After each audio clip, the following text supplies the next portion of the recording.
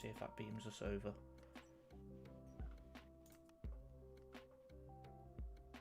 Beautiful. Where are we? Yeah. Okay. Cool. We're live. Awesome. How's it going? Okay. So what I'm going to do is before people start viewing us, because it takes a couple of minutes because the stream's delayed by a little bit. So I'm just going to share this to my Facebook to let people know that we're live. Okay, mate. And Instagram, of course. And it might be good for your Instagram as well if you just share on your story that you're live as well. Yeah, sure. I've done it as a story. As a post. I'll do it as a story now for you. Yeah, awesome. So,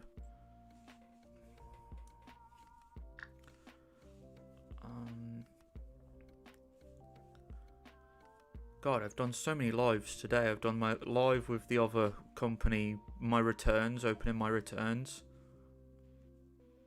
Yeah. And then I'm live with you. And I've cut the grass as well, all in the same day. And you've cut the grass. Yeah. At least you've got grass. I've got gravel. Oh, really? I've got gravel, which I've got doing some tomato plants on this summer, nice. and some peas this year as well. So yeah. Ooh, yeah. Very healthy. Yeah, got to try and get your veg some ways, eh? Yeah, absolutely. And we're gonna just go on my Facebook. Gonna go over there. Put that there. So we've actually got quite a few questions, to be fair. Okay, I look forward to them. Yeah, I'm sure they're all gonna put me right in it. Well, we're gonna start with the Instagram questions, and then the So I've got questions from we've got questions from my Instagram, and we've got questions from last time people left comments in the description of the YouTube video. So we're going to ask a few of them as well, which some of them you've already answered. Shall I get your YouTube channel up as well, just so I can see like comments and stuff, and not just keep it silent? I've got the comments right here next by me, so I can see all the comments if someone's commenting. Okay, awesome. I'm just tagging you in. You have Facebook now, don't you? Amazing. Yeah, we've got Facebook. We don't really push it that much. No, you're more of the Instagram, aren't you? Yeah, I just find it easier to do the Messenger and everything's easier. Whereas with Facebook, it's like you've got the app for Facebook, then you have to open the Messenger for.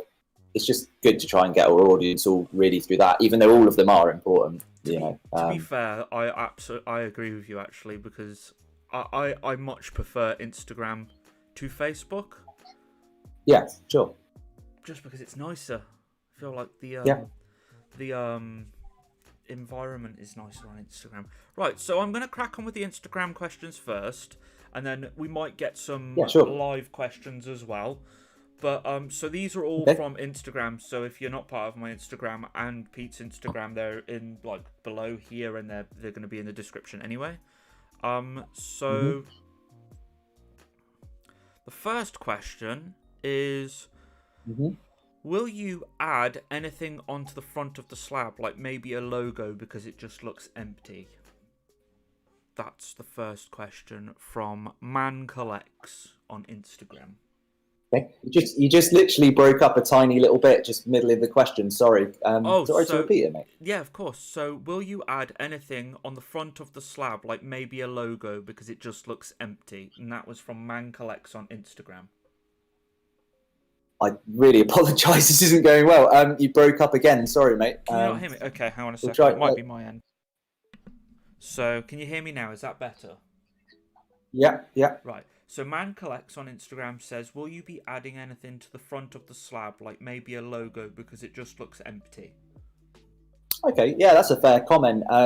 Definitely, yeah, it's something that we're looking at as we get more feedback. So far, we've had the majority of feedback we've had about our labels has been absolutely fantastic. But you know, quite right, great question. You know, we can't ignore the fact that there are some people out there that may be hesitant to grade with us purely based on the fact that, you know, like you said, they are a little bit empty. Personally, we don't feel they are. We feel that they're slick, they're clean, but it is something we're going to consider adding something a little bit extra, whether that's, a tiny extra small foil on the front. But I think we will. For now, we're okay. We're going to continue to use the current one. But if we find that we do get more people saying that, and it has to be quite a significant amount, we will then look to do that. But great question to start off with. Okay. Yeah, that's a really good answer. Again, with the feedback, taking on people's feedback and etc. Okay, so the next question is, what is your opinion on seeing eBay flooded with another UK grading company? I think it's inevitable. I think you are going to always have collectors that will try to, purchase a card and make a profit on it more than what it actually costs. Say if you buy it raw and then, you pay the price for having it graded, they're going to try and take a little bit off the top. I guess that value could be put down to the fact that those people have taken the time to, submit the card, go through the process, deal with the grading company. So, I do get that there is going to be a little bit there. What do I think of it? I think it's inevitable. I wouldn't be surprised if we start to see our slabs on eBay. It's not something that I really want to see too much of ours, because obviously, we want people to buy these and to collect these to have them for the future. Yeah. Pokemon's proven itself to be a great investment at entry level for people with, 20, 30, 40, 50 pounds and above. So we get people who are going to do this, but I don't really have too much of an opinion on it, Joey. I just think I think it's healthy for the UK grading scene, because it's just giving people more awareness of the fact that you can get this done in the UK, opposed to going through America or into Europe.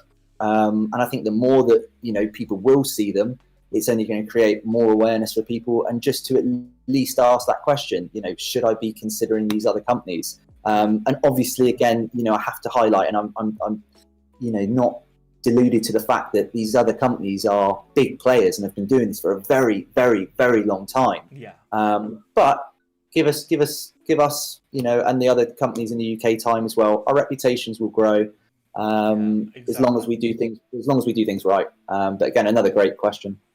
Yeah, no, it's interesting. So if we elaborate on that a little bit, it's interesting you say that obviously we know the other grading companies elsewhere have been around for a long time, and I don't know whether you know, but they had to start somewhere. I mean, no one is a professional just randomly pulled out of the air, born a professional, whether it be in anything, whether it be grading or being a footballer or whatever. It takes practice and it takes time and effort. Yeah.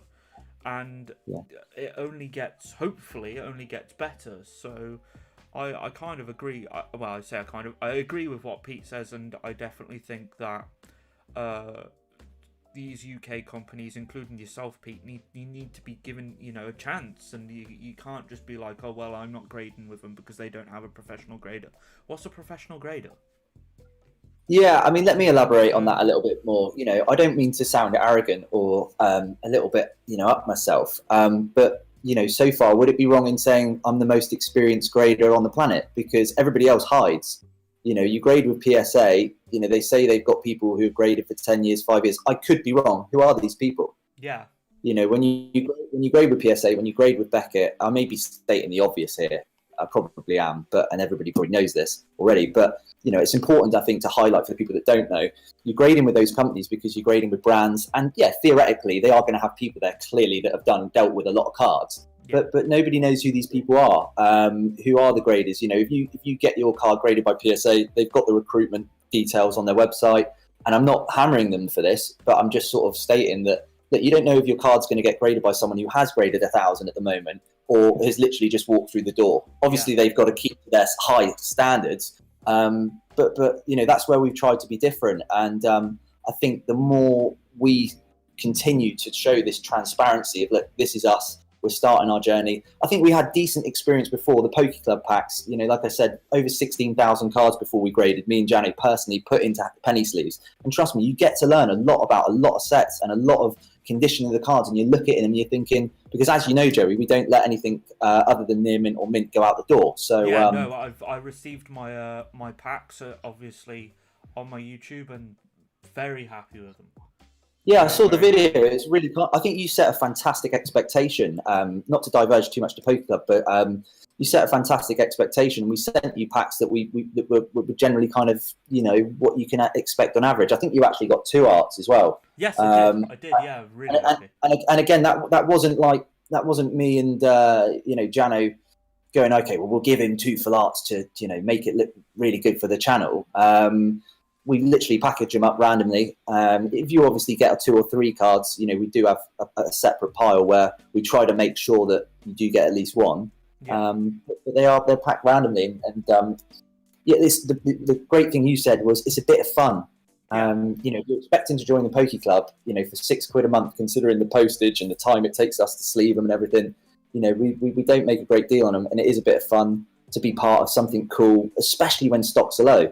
Yeah. Pokemon cards are still so difficult to get hold of, and we're able to provide people with 11, near mint cards from all the way back to the 90s upwards. And I think we're offering a great service there. It's not for everybody, but again, it's another thing that we're really proud to continue to be ruling out whilst we're doing grading as well. Yeah, no, I think I found it interesting how you just said it's not for everybody. And personally, myself, don't really know anybody that wouldn't pass up the chance to buy packs and get a variety of Now and Wizard of the Coast in the same pack. Yeah, I think it's it's amazing. I had a Wizards of the Coast Psyduck in my pack, and it was like you said, it was mint. It was like a gradable card, and it was really nice, and I was well happy.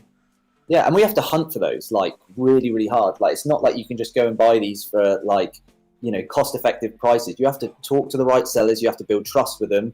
You have to put your money down on the line and just get them in. And we luckily over 6 months we've got such fantastic contacts of people that sell bulk to be able to deliver this. That's cost-effective for us and the customer. So yeah, we just got to continue to do that really. But I'm glad you're happy with them. No, yeah, I really enjoyed it, and like you said, I said it in the video as well. These are completely packed randomly. You can see that they're packed randomly because the envelopes literally look all identical. So I think I had 2 V cards and I got 3 packs or 4 packs. Yeah. So I was really happy, and it was fun. I got a Psyduck Wizard of the Coast, which went into my folder. And it was a great time, and I seen cards that I'd not seen before. It's just a great, way of seeing different cards that you wouldn't necessarily go out and buy. But it's also just a bit of fun anyway. So, I really enjoyed myself. So, not to plug you or anything, but it was really good fun. So, plug away. No, yeah. Plug away. Yeah, it was really good fun. But yeah, going back to the question that was, what do you think about seeing eBay flooded with all these grading card companies?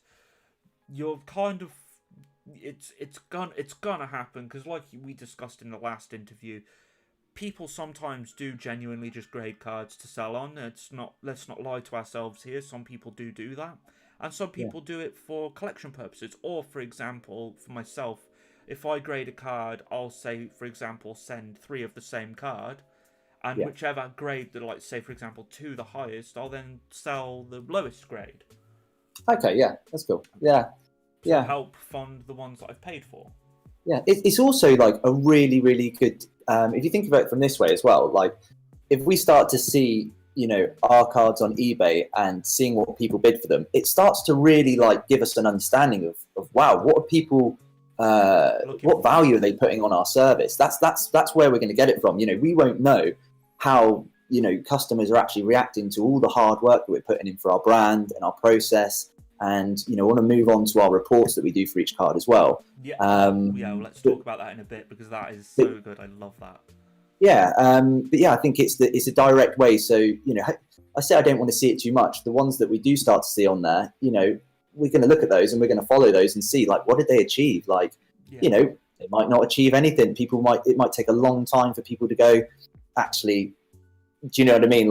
These people are doing this properly, and all we can do is just make sure we continue to promote ourselves, be transparent, interact with the community, interact with our loyal followers, whilst trying to gain new ones. And as long as we do that, I can't see any reason why there should be a little bit of additional value. maybe there's so many companies popping up now that they won't really. It's just people will choose that, who we think are doing the best job and who the favourites are. But I'm really interested to see how that sort of goes. It's exciting times. Yeah, no, it's really exciting. So I will move on to the next question from Hollow Houndoom, which is a long question. So let me just read the full. Oh, it's not long. It's just weirdly placed on my Instagram. So Hollow Houndoom asks on Instagram, are they planning on hiring additional graders anytime soon? Great question. For now, no. Me and Jano are, working through the orders within a time scale that is more than adequate. We said 4 to 6 weeks for our initial submissions, which was around about, I think we're at about 140 odd submissions now. And we're definitely going to get them within that time, which I think was good. We set that expectation 4 to 6 weeks, and realistically we want to try and get them under 4 weeks, which I think I'm fairly confident we will actually achieve. So as far, it all comes down to, it's a great question, but it comes down to demand. If we find that once our slabs start getting into the Facebook groups, people start sharing and our brand goes, because think about this, Joey, I literally do not interact barely at all with the Facebook groups about our brand. It's just to our followers, to our customers, and I keep it there for now. But I'm aware that once things start, I just don't, I'm not trying to push it and shove it into people's faces. Obviously those groups are great for spreading the brand awareness, but I feel that it's up to the customer really to start showing that. I don't want to start going, hey guys, check us out. I see people saying, who should I grade with in the UK? And I'm so tempted to go, hey, try us. But I don't know. I don't think that's my kind of style. That may actually be the wrong decision to promote the brand, but eventually it will start getting out. And definitely if numbers start going up, as far as submissions, and we'll have to, I said to you, Joey, and people have said, oh, you're a good talker. Now we're actually starting to put the slabs out, put the proof in the pudding.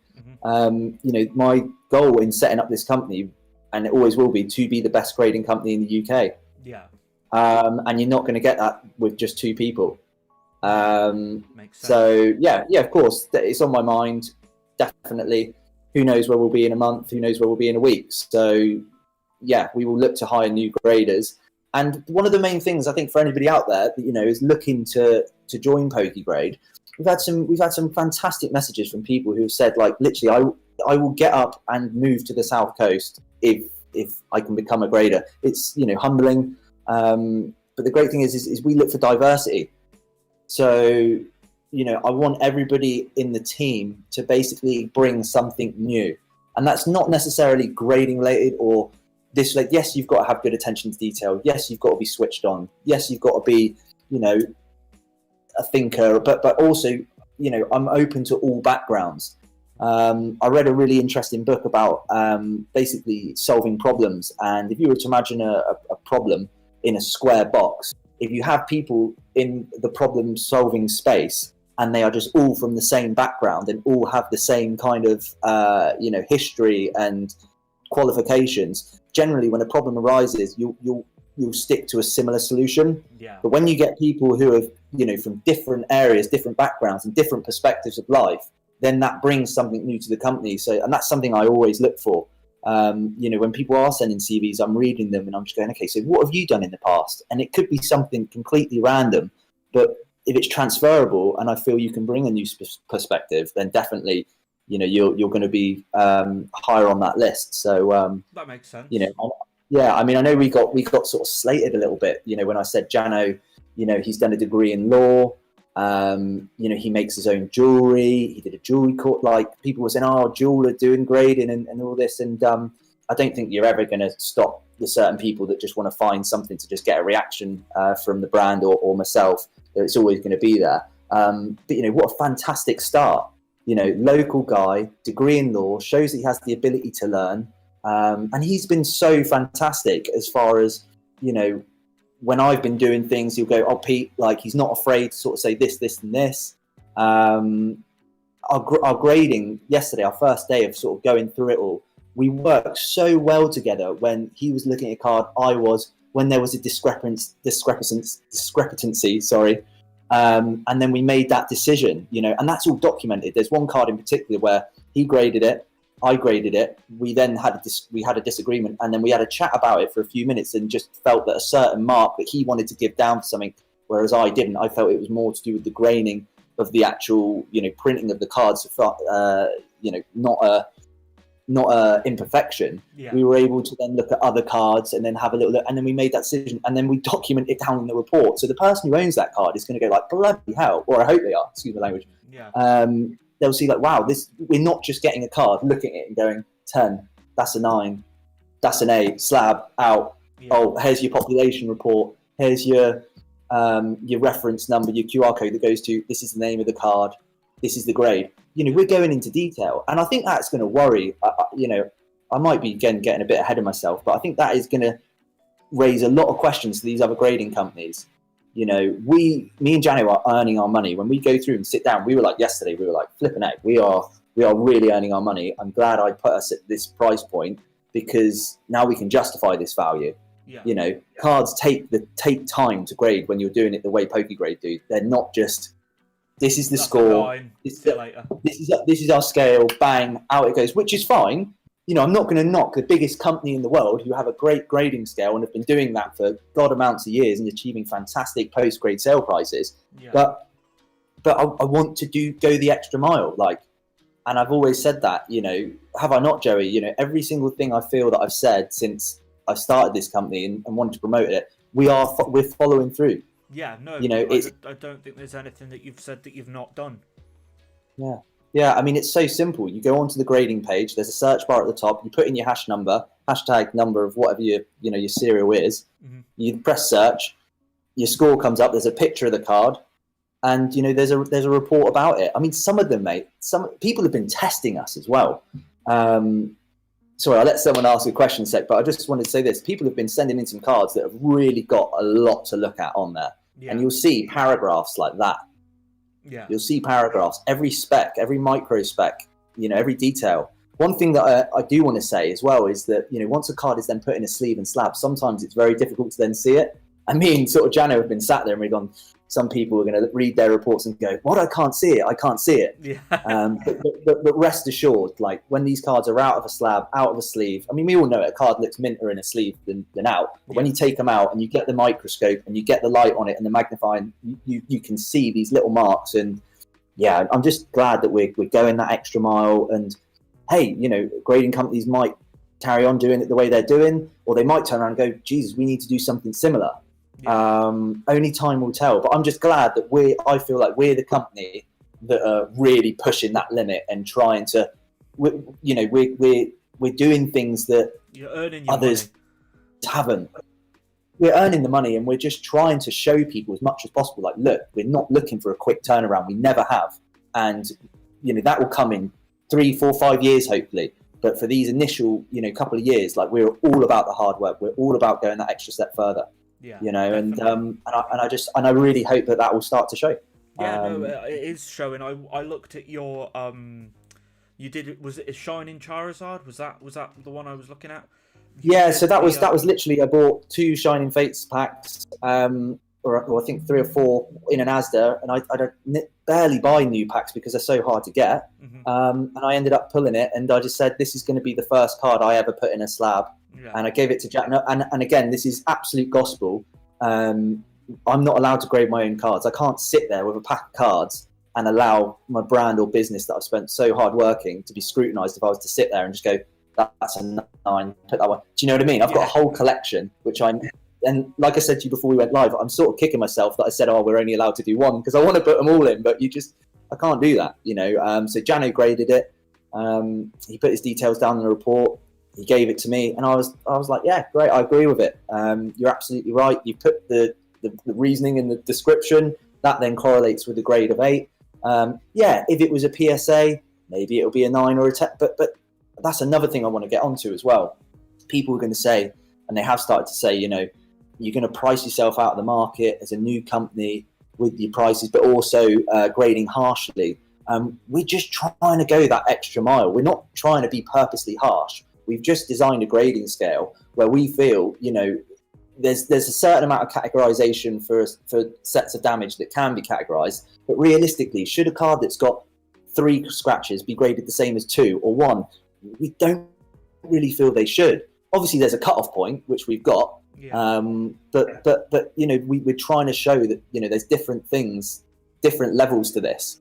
And I'm not scared. It's quite a risky move, and I'm really aware of it. You know, that we may be considered to be too harsh, but the 10s do exist. You know, I think we're 45 cards into grading. We've got 2 10s. Okay. I think we've had all scores apart from 1. We've had 2 straight through to 10. So I think we're proud of the grading scale. And yesterday it did have to change a little bit. I'm not going to sit here and say it didn't. You know, we got scenarios with cards where we were putting it to the scale and going, well, actually, then if you get that one, we need to actually put a little extra line of text in here and do that. So it's actually developed over the last 24 hours. Yeah. But that is all for the benefit of the customer. Okay. Yeah. That's cool. You've actually kind of already answered a few questions, but I will ask them anyway. So the last question was from Hollowhound Doom. Are we hiring any more graders anytime soon? But you answered as to no, unless you need to or you grow. Which, well, you got a cut-off point, haven't you, where only a certain amount of people can send a certain amount of cards, which is good, so you don't get overwhelmed. But if you do keep growing in the future, then you said that you may or may not have to hire more graders. Yeah, we will definitely demand. If the demand goes up and, you know, we're not able to meet turnaround times, then definitely that needs to be looked at, and we will look to hire somebody. Yeah. Okay. Yeah. That's cool. I just want to say we've got quite a few live comments, which I'm going to read through now. T-Rex Pokemon, who's asked an Instagram comment as well, he's said, hang on a second. So he said, it's blue, which is nice, but not much on there for sure. On about the label, I'm assuming. Will Barber says hello everybody. Also, Robert also says hello. So thank you so much for joining us.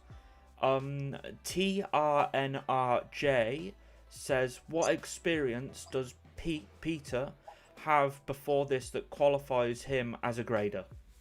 So, fantastic question. And the experience is pretty much the same as major collectors since the 90s.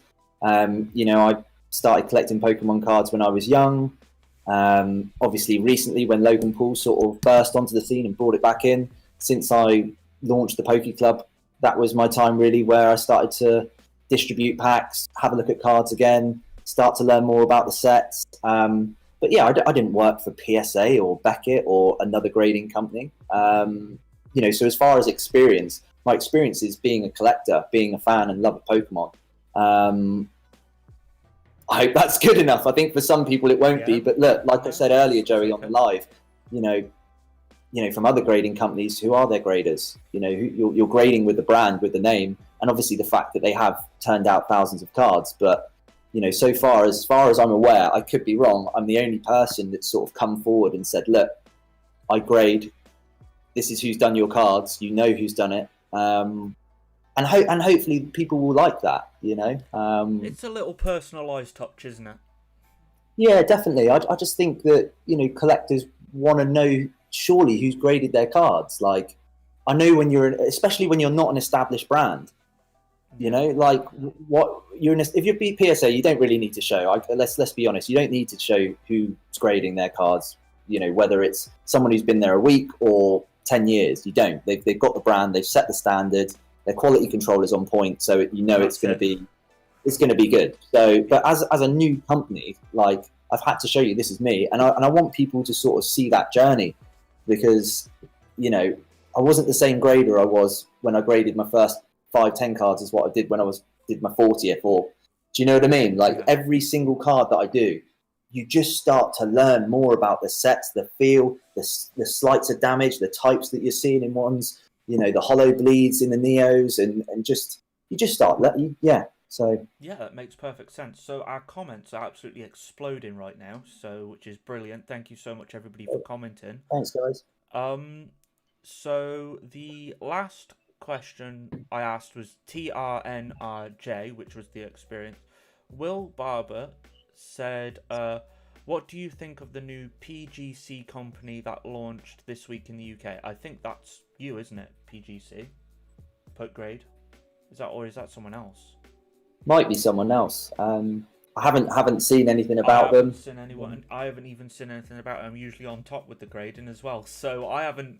Can you elaborate? He might mean MGC. Oh, MGC.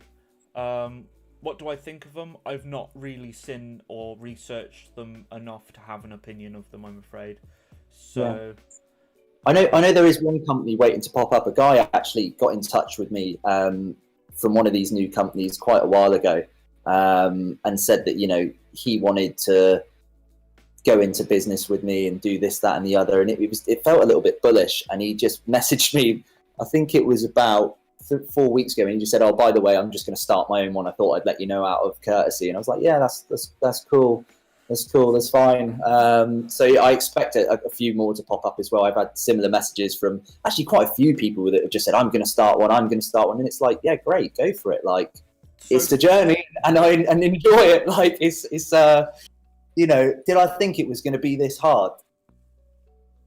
I didn't think it was. I didn't, if I was honest. No. But that's like anything, isn't it? Initially, once you go through the journey, there are ups, there are days where I'm like flipping out, But at the end of the day, like, that's what it's supposed to feel like when you go and start a company or a brand. Like, you've been told, and you watch all these inspirational videos. It's like there will be days, and but you get stronger from those days. So so we got, again, the comments are just coming and coming. At the moment we got 23 people watching, which is brilliant. But they want to know about you, which is brilliant. So we just asked about the new PCG company. T-Rec Pokemon again says they look nice. Will. Oh, he's talking to Will. Okay. So Will's saying they're not £8 each. Okay, I think they're talking about the other one. Ryan Cheeseman says hello. Hi, Cheeseman. Samsung TJ says, the only thing that puts me off grading with Pokegrade UK right now is the price. Would you reduce your price for grading if things weren't going to plan? Good question. That's a great question. That is a fantastic question. Okay, so there's a few parts to this question in answering it. Initially, absolutely not. I think when you set a price, for something, if anything, we want to in the future, justify that fee more rather than sort of, and it is a risky tactic, rather than go low. If people want to go low to get submissions, and this could be a massive mistake of mine, because companies that are charging cheaper prices, no doubt, I've seen they're getting through loads and loads of cards, they're getting their brand out there loads, and that is a great way of doing things. But I just don't feel, based on the amount of work that we put in with our grading, that going any lower than sort of £16 a card. I mean, look, if you submit, I think it's 5 cards in the Poke Club Plus monthly membership, it's like £12 a card. If you submit 5, so that's pretty cheap. And I've even looked at that and thought, flipping heck, the amount of detail and the time it spends, me and Jano, to look at them and to get them out. It's like I said earlier, we're really earning our money, because we're not a grading company that is just taking cards, having a look at them, comparing to our grading scale, sticking them in a slab, and then sending them out. If I did it like that, it'd take me 10 minutes, Joey. Yeah. It'd take me 10 minutes from getting your card, having a little look at it, putting it against it, or it could be quicker. But because we're there writing the report, doing the typing, having to actually think about every aspect, every little spec, and then comment on it, like, trust me, some of these cards take a long time to grade. They do. So they sound like you're spending too much time on them. Mate, I'm not going to sit here and act like there have been cards that have come through that are like, wow, like they've sent us in a whopper and they are putting us to the test. Yeah. And you, like I say, go through those reports, have a little look at them. When you're looking at the intricate level of detail that we are, and then marking it down and not missing things and not just categorizing, it's okay, there's a spec.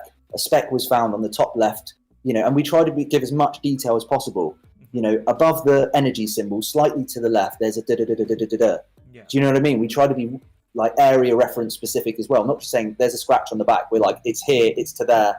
do you know what I'm saying? Yeah, no, but I know no, exactly what you're saying. Just to summarise though, no, we're not looking to reduce our prices. We're not looking to increase them either. I would happily say that I'll put a price freeze on my card, on our grading for at least a year. They're not going to go up for the first year. It wouldn't be right. We're too early. Look, if it got to the point where it was literally like nobody's grading with us and they've all just like refused, clearly I would have to look at that and be like, wow. But for the amount of work we're doing, I wouldn't want to. But again, it's all subject to market, isn't it? Subject to competitors going, well, actually, we're going to start doing this now, and we're going to do that as well, and we're going to give it that price. Then you have to look at yourself and go, but I honestly feel that if companies are going to do the same as what we're doing as far as the reporting, this, that, and the other, I can't see them wanting to go cheaper. And I've noticed a lot of grading companies as well, these competitors, they base their prices based on turnaround times, So it's great for them, isn't it? There are some collectors that have, messaged me and they're like, how long does it take to get back? How long does it take to get back? And you can tell these are most likely the people that will actually pay like 30, 40 quid a card to have it back in a day or two. Yeah. But look, we're just not taking that approach at the moment. It may be a mistake overall for capital, but we're just trying to keep things fair for the majority. We're trying to make it, look, 4 to 6 weeks.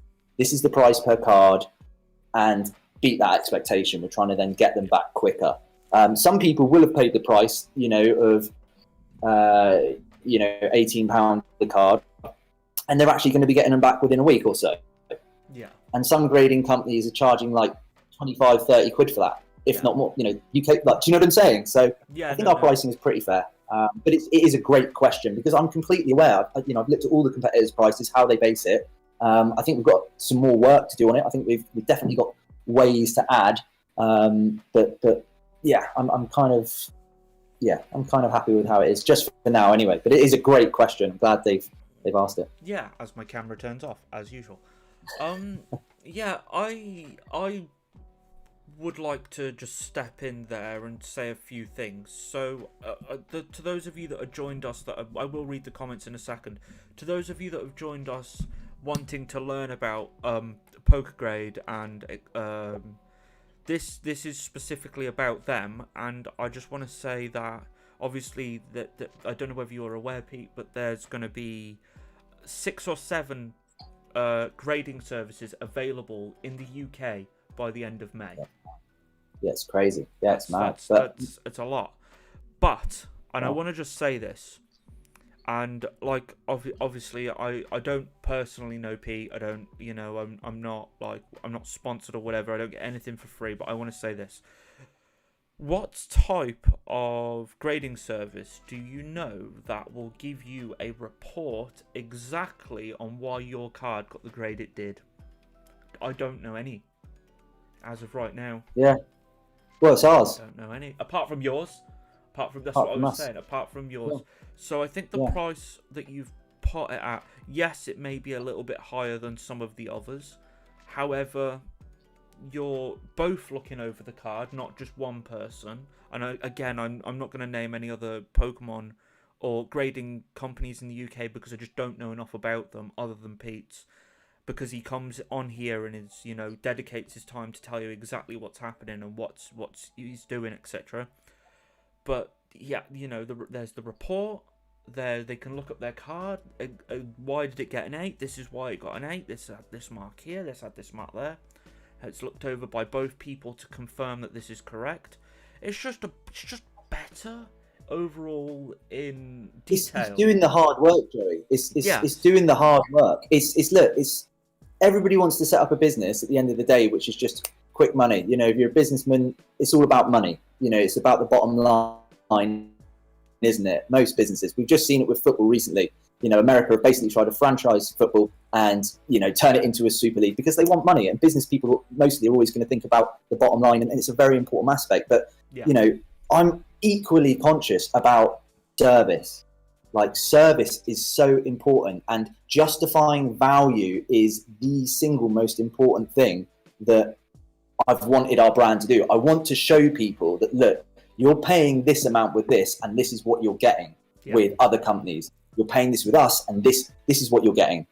If people are paying like 40, I honestly sit here and think, like, if people are happy to pay 30 quid, 40 quid for a quick return for a card that is literally not even, some competitors, their grading scales are like, I just can't get my head around them. And this isn't a dig. This is just being blunt and open. I've read some grading scales, and it's like, this card was considered a 5.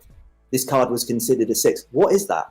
I don't like. Yeah. I don't get it. And again, I don't want to go into it too much, but I'm just like, look, if you want a card that is going to be graded by people who are professional, you're going to get a report, and if you look to sell it in the future, that prospector, that buyer can go onto our website, type in the hash number, look at the report about and the details about the card. Is that not going to be best for everybody and the grading community as a whole? Yeah. You know, I think it will probably annoy, I think it will probably annoy a lot of people thinking, God, you know, resting on our laurels, you know, it's great just being able to stick something in a slab, put a label on it, call it an 8, and then just go, well, there's our scale.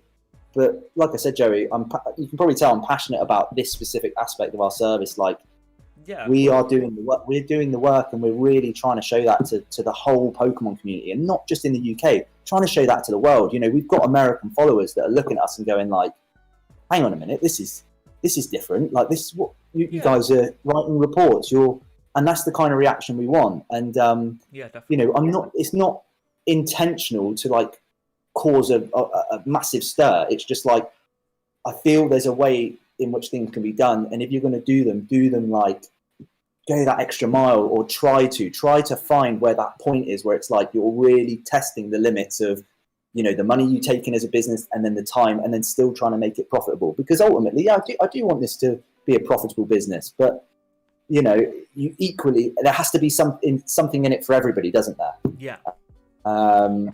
And I feel like Pokegrade and the brand and Jano and myself, we're really trying to push that forward, and just like, wow, these guys work for their money. They're really giving us something extra, which hopefully justifies, you know, the price and stuff. Yeah, no. So there's your answer, guys. That's why the prices are the way they are. There's absolutely nothing more I can add to that. Well said. It's just, yeah, you absolutely justify your price in the amount of extra work it is added. I mean, obviously we don't want to talk about too much about other companies here, but you know, there are other companies that are cheaper than you. Let's not, you know, beat around the bush. But do they do a report? I don't think they do. I don't think any of them do at the moment, not even PSA. So So anyway. We'll see. Maybe they will, maybe they won't. But yeah. Yeah. So sorry guys, there's so many questions. I'm trying to figure out where I was. I'll try to answer them quicker as well, because I'm very aware that I can go on a passionate one and. No, you're exactly like me. My 1 hour podcast can very quickly turn to 4. So you're exactly like me. Oh yeah, so we were on Samsung T, weren't we? Who said about the only thing that puts you off is the price. So we'll go down now.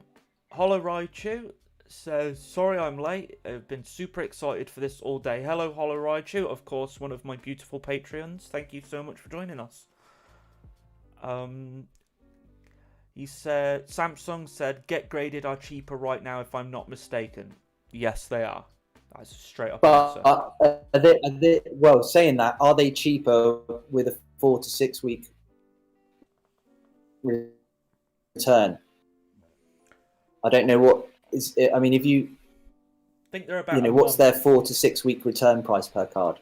Because I think isn't their cheapest one 6 to 8 weeks or something? You know, how does our, you know, if you just look at the bottom line, our bottom line price 18, and then compare that to their bottom ones or competitors' bottom ones, look at the return times as well. I could be wrong, but I believe that they've just had a big influx like yourself of cards.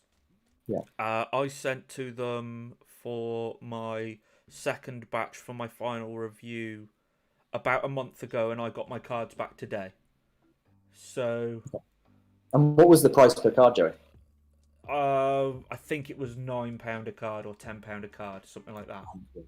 Yeah, which again is completely like sound if you're putting cards in slabs and going, that's a 9, that's an 8. Yeah. I'd probably, you know, I'm not going to lie, if I did it exactly the same like that, I'd probably do it for £9 a card as well. Yeah. I probably would, because literally you're looking at a card, you're looking at up and down, and your generalization, you go in, okay, well, that's a 9, it's considered excellent, or that's a 8, it's considered this. So yeah, maybe we need to do that, Joey. Maybe that's something Pokegrade needs to do and go, look, you can actually get cards graded by us if you don't want the report, and it's £9. Maybe we should do that. I might have a chat with Jano, and we might do that. Then we can compete on the on that scale of what people are willing to pay as well. So to be fair, I want, as soon as you've brought it up, you did your first gift slab, I've noticed. Yeah. Which was very nice, I've got to say. Yeah, did you like that? Yeah, it's just a bit of fun, It's just a bit of fun. Bear with me. I'm going to get a picture of it up to show the viewers because I really liked it. I'm going to be honest with you, it's actually really cool. So and I just want to say, for people that watch this video, we were the people that came up with this idea. All right, I've seen other grading companies announce that they're going to start doing it as well. But we're the ones who came up with that idea. And that's not me to, blow smoke up my own backside. That's to just show that, look, we think about what the limits are of, the whole slabbing as a whole, not just grading, and why people want to preserve cards, maybe necessarily not for a grade. And this was an idea, actually, that I mentioned on our last video. It was Mother's Day, and I was thinking about I was going to get a card for my mother for Mother's Day, and I just had this, this idea just popped, and it was like, hang on a minute, instead of a birthday card, what about a birthday slab? You go into M&S or some of these places, you can pay £4 for a birthday card, pay £6 plus your postage, get a card put in a slab with a lovely birthday message on. They're not going to chuck that away, are they, in the bin after a couple of days when they've been stale? They'll keep that forever. Yeah, it's a great idea. And I like that. Yeah, appreciate that. Yeah, it's cool. It's cool. But yeah, like you said, and I would like to back this up, and you can even go and watch the video still, because it's still on my YouTube. Our last interview that we did, which now has over 1,000 views, so thank you for that. Thank you. Which we will pull up in a bit, because it's got questions on there as well. We did talk about in there the gift slabbing. It must have been over a month ago now that we did that interview, and you did talk about gift slabbing on that old video. So it's not just something that you've all of a sudden decided to do overnight. You did tell me over a month ago now. Yeah, that was our idea. We came up with that concept. We mentioned it on there. Like I say, other companies have now started to announce that they're going to do it as well. But again, I'm just really proud that I'm just showing people that you're not just invested in Pokegrade when you get a card graded. It is myself, it is Jano, and it is going to be a team of diverse people that are going to bring different things to market and are passionate about just shaking things up a little bit, making things exciting, looking into the different reasons and ways that you can collect something or gift something or receive something. Because it's beautiful, and that Raichu card was great as well. It was perfect. I remember when I did it, I was like, I know just the card that will go into this. Yeah, cool. I like that. So we were at who were we at? So we talked about Ryan Cheeseman saying about the UK grading cards flooding eBay. Mr. W said, thoughts on Get Graded? In what respect? I mean, look, I'm gonna be honest. Like, they've gone through a similar journey to us. It's not an easy one. So my hat and respect goes out to him for that. Like, I'm not going to sit here, and there are things that obviously I've looked at with them and thought, well, we'll do them different. Everybody's human. Everybody makes mistakes. They're getting better. At the end of the day, they're the company in the UK that have turned out the most slabs so far. So respect for that. Other than that, like, I can only say great. They were the first to market. They got there first. They're becoming consistent. Their brand is evolving every month. They're going global now. They're starting to donate things to charity. It's brilliant. It's great to see that that they're taking this positive turn, because when they first started, like, obviously they got so much backlash and so much abuse for mistakes and rushing. But they've clearly learned from it. They're clearly getting consistent. They're doing a great job. And I'm glad to just be one of their competitors that's going to keep them on their toes, and they're going to keep me on my toes. Yeah. I will say this. I think the grading scale is I just don't get it. And that's not the great grader guys will probably watch this and think, oh, what a idiot, commenting on our stuff. Like, I don't mean this in any harsh way. I just don't understand it. This card is considered flawless. This is considered a 9. This is considered I just don't get it. I'm absolutely mind blown that, thousands of people they've had thousands of submissions. I don't know how many individual people submitted, because I know people do submit quite a lot to them. Yeah. But for £9 a card, who cares, right? This card was considered a 9 for £9. Who cares? It's but good on them. Look, we've gone through the same journey. Their reputation's growing. And yeah, just may long all the other people that are coming into the market. Good luck to all of them. Yeah. This is business. Do you think LV sit there as an insurer and go, oh, there's another insurance company? There's like 40, 50, 60 of them. Obviously it's going to make things difficult, harder for us, the more companies that pop up. But all I can do is concentrate, on ourselves, making sure, we deliver, we listen to the community, we provide as much as possible, and then people will make their own decision. But ultimately, you do have to do some analysis of your competitors and go, well, what are they doing? How can we do this? Blah, blah, blah, blah, blah, blah. What do I think of them? Good on them. They're continuing to go. They rode the rough patch. They've done the most slabs in the UK. How could I ever sit here and say bad things? I will question some of the people that, I've communicated with on Facebook, that represent that company, has been a bit like, flipping it, just leave it out,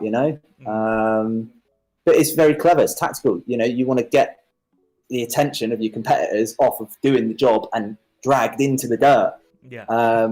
Which I think on one occasion I kind of did a little bit. It was one of their guys started commenting saying that we used glue in our slabs, and then I went online and I sort of corrected them and said, look, this is just so unprofessional. Like, what are you?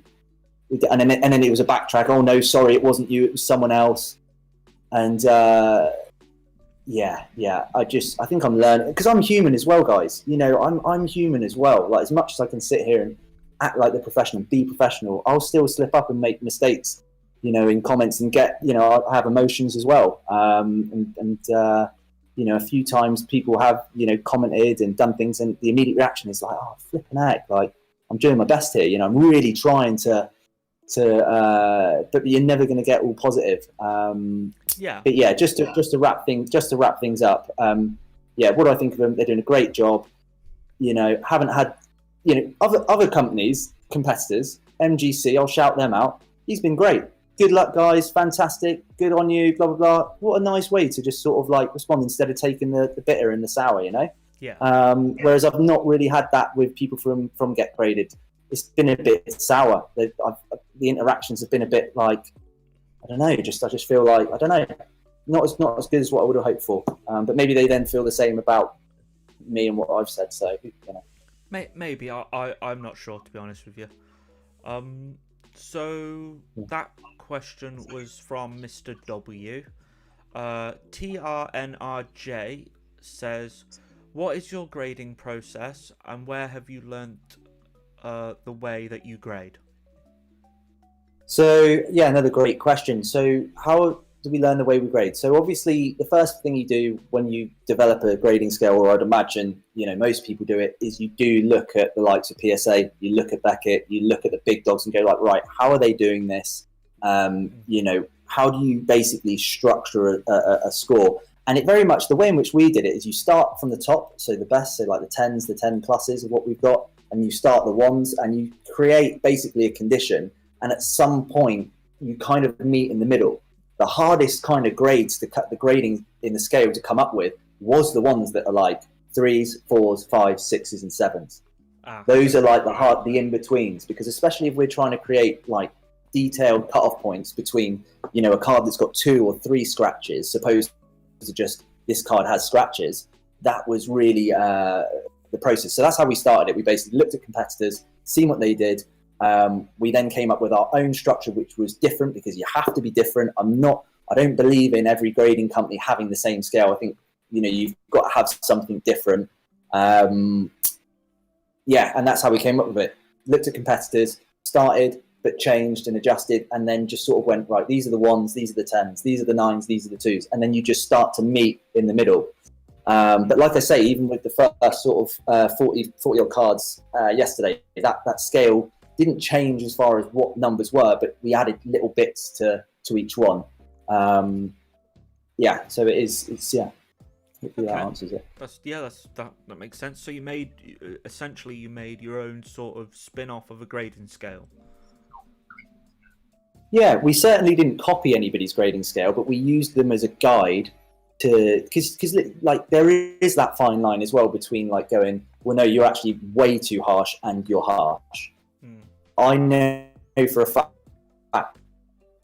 based on feedback that we're getting, people are saying like flipping out to achieve a 10 is pretty hard work. In my opinion, it should be. And we proved that within our first sort of 45 odd submissions that we've graded. They are out there. I announced yesterday that we got one, so we've graded about 45 odd cards, and we've had 2 10s. So they are out there. There are cards out there. So it's possible. There is. Apart from cards that have got perfect centering, there are 10s that are out there.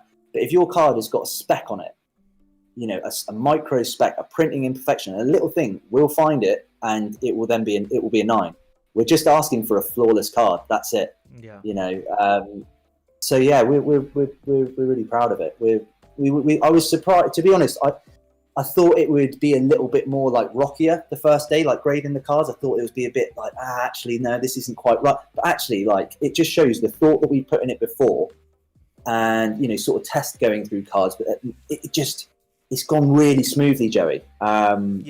It's gone really, really smoothly.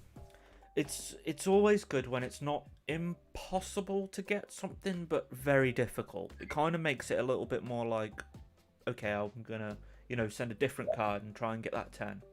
Yeah, the 10 plus, which we've introduced. So you get a 10, but the 10 plus is basically a flawless card. It's got no imperfections, and it has perfect 50-50 centering. Mm-hmm. Some people might say that doesn't exist, but we want to find it. We want to find it. If that card, send that card. if that's out there, if someone's got that, please send it in, because and the good thing about our grading scale as well, which I think is really good, we've kind of left it so unsubjective. You can basically look at it, and if you really are honest with yourself and inspect yourself, you can do your own pre-grade. Before, a pre-grade was someone looking at it and going, oh yeah, no, that's going to be about a 9. That's going to be about an 8. Yeah. And then you submit it off to somebody, one of the giants, and it would come back, oh, actually it was this. Well, why was it that? And you read the description, and you're like, okay, whatever. That's what we've tried to eradicate with the combination of the report and then the scale. Read the scale, see the details, and then read the report, and you'll go, yeah. And it should all match. It should all correlate, Yeah. Is your scale available on your website? Yeah, it is. It's on the grading page right down at the bottom. Ooh, interesting. If you want to go and have a look at that, guys, that's interesting. So yeah. Nice. Okay, so I forgot what question we were on. Oh yeah, what is your grading process? Mr. W says fair play. Oh, I've gone way past. Where were we? Goodness gracious, we've got so many comments, guys. I'm really sorry. That's awesome. Keep them coming. Thanks, guys. I will get to them. Sorry, guys. There's so many. We've got 32 people watching, which is amazing. While I'm trying to find these comments, please do like this video as well and subscribe if you're new as well. Because I hope, Pete, you'll be joining us again one day. Yeah, definitely. And subscribe to Pokegrade's YouTube as well, please. Oh, yeah. Your YouTube, I haven't put it below. I don't know whether I put it below, but it's on your website, isn't it? Oh, I have put the website below. It is indeed, yeah. Or if you just go YouTube, Pokegrade, and you'll see it. We'll be there. I think we've got about 200 subscribers at the moment, which is great. Amazing. You're catching up with me. That's thanks to you, mate. That's thanks to your work. Yeah, because our video's on there, isn't it? It is. Yeah. And I mean, they're kind of the only videos that will go on with interviews like this. We may do some videos, some content where we take the week's submissions that we've graded and just show people. That'd be cool. I think that'd be cool. Yeah. Okey-dokey. So Mr. W said, fair play for your honesty. Malcolm said, I believe it's Malcolm, yeah. Appreciate that. Is the interface of the website going to be improved, as it seems like the design seems to include a lot of scrolling and it's quite off-putting?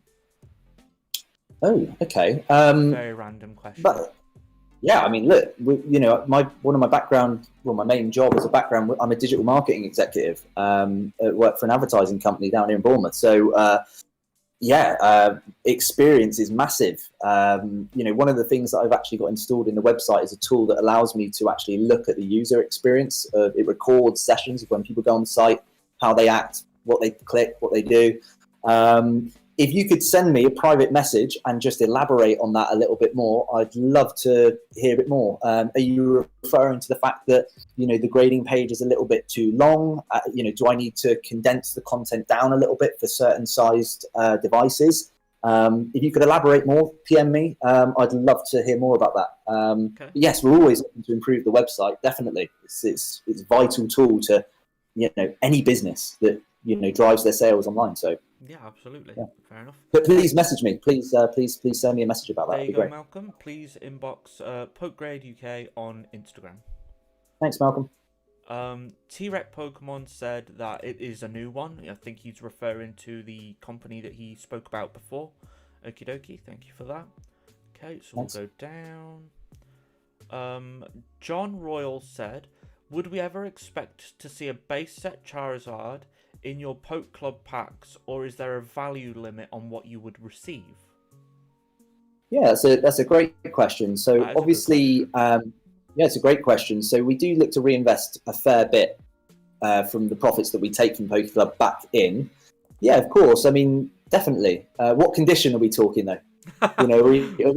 What condition are we talking that by our standards hasn't got a mark on it? What's the value of that? You will see that, you will start to see them included. Like, if people would prefer to see base set Charizards in the packs, supposed to like when we say, look, this month we're giving away, I think last month it was the reverse holo Charizard from Evolutions. This month it's a Hidden Fate CTB, and someone wins that. If people would prefer to say that, look, actually, can you just take that kind of amount and then just put base set Charizards in, then definitely, but we've not really had that feedback yet. I don't know what I'd prefer. And sorry, what was the other bit of that question was what's the average value per pack? Sorry, yeah, I'll go back. Is there a value limit on what you could receive or what you would receive? So the average is pretty much, you did a perfect video of it and showed. So look, the packs cost $5.95. Postage for us is about, I think it's 83p for first class now. So that takes it down to $5.20. Generally, the cards that you'll get in there should equate to around about anything between £2 to £4. Okay, that's on average. And then I would say 1 in 5 packs would definitely have above average of what you're paying for. So if it's worth more than $5.95, if that makes sense. And that could be anything from like a tenner all the way up to, every now and then we put absolute bangers in the odd pack, but obviously it still needs to be a service that gives us a slight return. Otherwise we're working a heck of a lot for nothing. Yeah, makes sense. Yeah. So I'd like to again plug myself, if that's okay. So with Pete's Pokegrade packs that he does, or Poker Club packs, sorry, that you do, I've actually opened some and broke down the cost of what I actually opened, so per card, and valued it to what I paid compared to what I pulled, and I had 2 packs. So, and I will be doing that on a monthly basis now when I receive my packs. But it's broke down pretty well, I believe, from sold listings on mixture of Facebook and eBay. So, and I believe the value for money is there, especially if you have a banger every now and then, every 10 packs or so. There's a really nice card in it. So. Yeah. I mean, every 5 packs or so, you will tend to see a pack that is worth more than what you've paid for it overall. And just to be further on that, I know, with obviously the new sets, you've got Charizard Shining Fates potential 1 in 1,000 packs, this, that, and the other.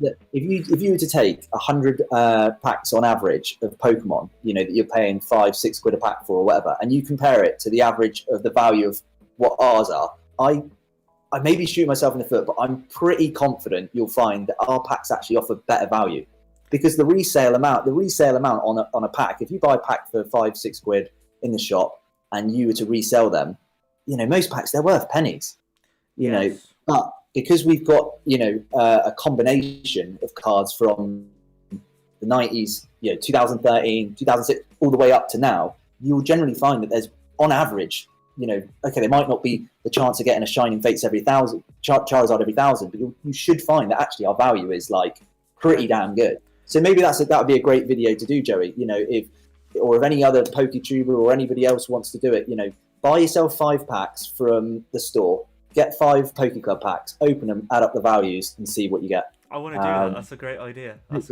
a good video. So, but no, I want to add on to there what Pete's just said. So basically, in battle styles, I believe the chase card, which is the alternate art Tyranitar, I'm sure it's about a 1 in 800. Okay. It's a very, very you ain't gonna pull it much. I've broke 4 booster boxes. I've only got 2 left actually. I've broke 4 battle styles booster boxes because I do them on every Saturday, and we've pulled 1. Mate, congratulations! Awesome. Well, it wasn't mine. Obviously, it was for the viewers, but I did pull it once.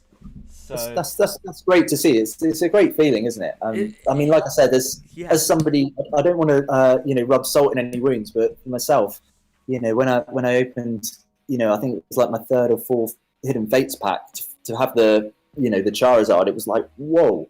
It was like, I can remember the reaction, and my girlfriend was just like, "Why? What's wrong? What's wrong?" Yeah. I was like, "You why understand that reaction?" I was like, "You should know this by now, But no, it's good on you. Good on you. Did one of your followers win that then, who basically bought into the opening, or? Yes. So on the box breaks, so basically, as my camera turns off again, on my box breaks, I bulk buy booster boxes, and this weekend's actually Shining Fates, which is £6 a pack.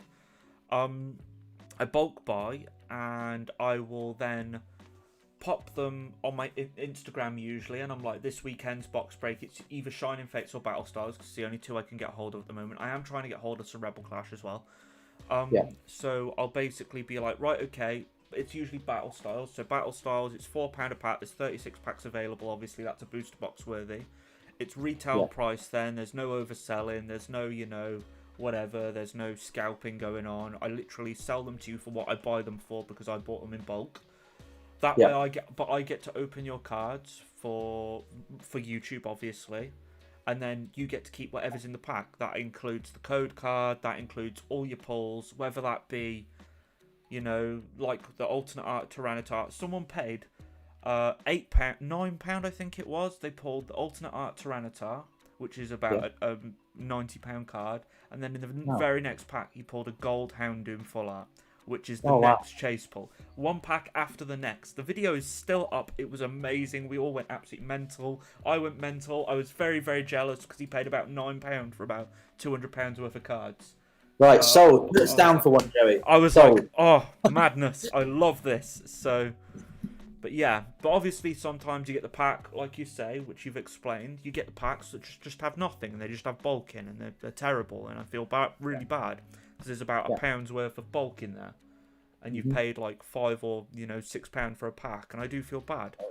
But that's what the Pokeglove was created for as well. Like, not just that's why we created it, not just for like to give us the ability to actually launch the grading company, but it was also that whenever you create something, it normally comes off the back of where's the problem and how do we solve it. The problem was, like you say, buying like Vivid Voltage. I can remember I was just buying packs because I really wanted the Pikachu. Yeah. And I was just like, this is horrible. I was like, oh, it's not horrible, but it was kind of. I thought, well, maybe there's a way in which we can do this, and then looking to create like I say with our Pokeclub packs, guaranteed holo, guaranteed reverse holo, guaranteed non-holo rare, and then cards through a variety of sets. It's like, It's such a good bit of fun, and people love it. Some people, most people really love it, and I continue to get messages and people share it in their Instagram saying, these were my pulls from the Poke Club pack, and it's just cool to just see that it's like having a great impact on people. Honestly, I had a great time, and the fact I pulled a Wizard of the Coast Psyduck, and this card was mint. It wasn't. A spec on it. Yeah, it should be mint on him. That's the point. Yeah. But no, when you're like, you see these eBay sold listings, they're like, oh yeah, mint Wizard of the Coast card, and you can just clearly see it's not mint, even though it's advertised as mint. Not saying that you'd sell me not a mint card, but when you just can't believe your eyes, and you're like, this is as good as when I pulled it when I was like 7. It's exactly the same condition. So yeah, I absolutely agree with you. Anyway, we're going on now, so I'm going to carry on reading through the comments. I forgot where we were, so someone might need to remind me. T-Rex, it's a new one. We were at John, weren't we? Saying, would we ever expect to see a base set? That's where we were. Base set Charizard in the packs. What was that? Sorry.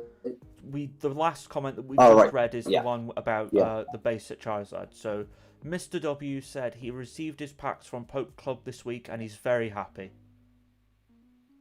Hey, good. That's great. Thanks a lot. Appreciate that.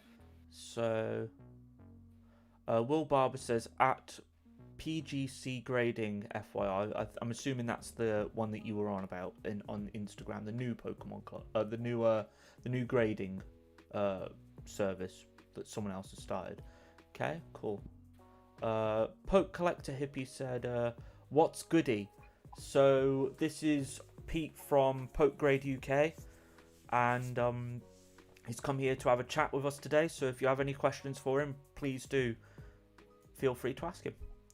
So Ollie Call said, even CGC have put their prices up, and I think Get Graded will put their prices up soon enough. More than likely. Hollow Raichu said, I'd rather pay a bit more for consistent turnaround times than cheap ones that get overwhelmed and has to delay them for months. Yeah. Will Barber said, just had a look at the new company PGC. Their website looks good. The security stuff is mad. Anyone else in the security? Okay, I think he's talking to people in the comments. TRNRJ said, will there be any changes to your slabs text at the top? Top T, any point, or is it just what we are seeing now is the final product? Yeah, so the labels that are obviously being sort of shown now on social, those are the final products. Earlier, somebody did comment about, will we add anything else? I think the more feedback that we get, if people want to see a little bit more, definitely we'll improve it, but it has to be quite a significant majority that say that we want something more. And I think, give us a month or so, we'll ask the audience and we'll say, look, guys, how many of you like it the way it is? How many of you would like to see it now with, let's say, this design, and give people an example? But I don't feel it's necessarily safe to keep changing things either. There has to be a level of consistency. I love the fact that, our labels are, okay, even though they might seem a little bit simple on the front, they're very clean and precise. Mm-hmm.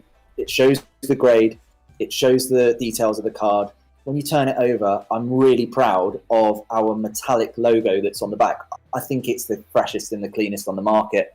I'm going to be biased, aren't I? But I've looked at everybody else's, and I think the backs of our cards are pretty slick. And they took a long time to get right, those as well. They took a long time, backs and forth with the designers to make sure they were made properly and the right way that we wanted. And because there's difference as well between like metallic and then gloss, and yeah, they're the picture is great. Thanks, Joey. It doesn't really do it justice when you've got a video on it, and then there's like on your Instagram. Yeah, when you basically do a video, when you in the video you see it reflecting and turning, you'll see like the light just shimmers off it, and it's just a beautiful ruby red. The metallic in the on P, it. and then You can't see it very well on the camera, but if you look on your phone, you can. So head over to your Instagram for that, of course. Yeah. Here's the thing I want to put. I want to put a mention on as well. Okay, one of the main things that I've learned about with these labels being so clean is it means that you have to have your conditions. So where you're grading your space, spotless and with no fibers flying around. Yeah. I think a lot of companies have gone for darker labels because it's easier for little tiny micro bits of lint or spectacles to get on their slab and just not be noticed. Okay, sometimes when I'm slabbing up a card and I'm doing the label, you'll have like a tiny little bit of lint will just, and you're like flipping it, and you've got to, so if anything, having it clean and a white background also ensures that, you know, there's a lot. It's not just, don't just think it's just like getting the label and putting it in. Yeah, like no, it has to be clean. It has to make sure your conditions are clean. And I sat there and I thought, God, if I did a dark label, if I did a black one, or if I did a, you know, something with lots of dark or lots of color and lots of details, that's a lot of places for little micro specks of, you know, the smallest little speck of fiber or whatever it will be, for it to just be like, yeah, it's all right. So I'm really proud of them, and I think that having the white background and the freshness and the cleanness has actually pushed us even further to be like, wow, you know, again, going back on the we're earning our money point, it's like, and that's what you should expect anyway. You know, PSA can do it, why can't we? Absolutely, no, I agree with that. I like the metallic. It looks nice, reflective, and all that jazz. Your holographic sticker, which you presented to us last time, which you said had just been pushed through, that looks great. It looks really good. I like it. It looks good. I'm not overly a fan of PSA and they're white like that. I'm not really a huge fan of white, but I think yours look nice because they've got the added addition like this around PSA is just red. It's just red. Yours is reflective, so I think that's nice. It's a gloss, basically. Yeah, it's a gloss. It's not metallic, but it's a, so the gold is metallic, but then on the blue it's gloss. Looks nice. So it gives it a little. It's a bit of a nice shimmer. It's lovely. Yeah, it looks really nice. So so that was TRNRJ saying that will there be any changes? Samsung TJ again. Just scroll past your comment. Hang on a second. My advice would be to post your grading process video somewhere to give us a look behind the scenes. Maybe that's something for your YouTube or mine if you really want to put it on mine, but maybe yours to give you a little bit of a a little bit of people behind the scenes. Maybe, yeah. I that's entirely your call. Yeah, I mean,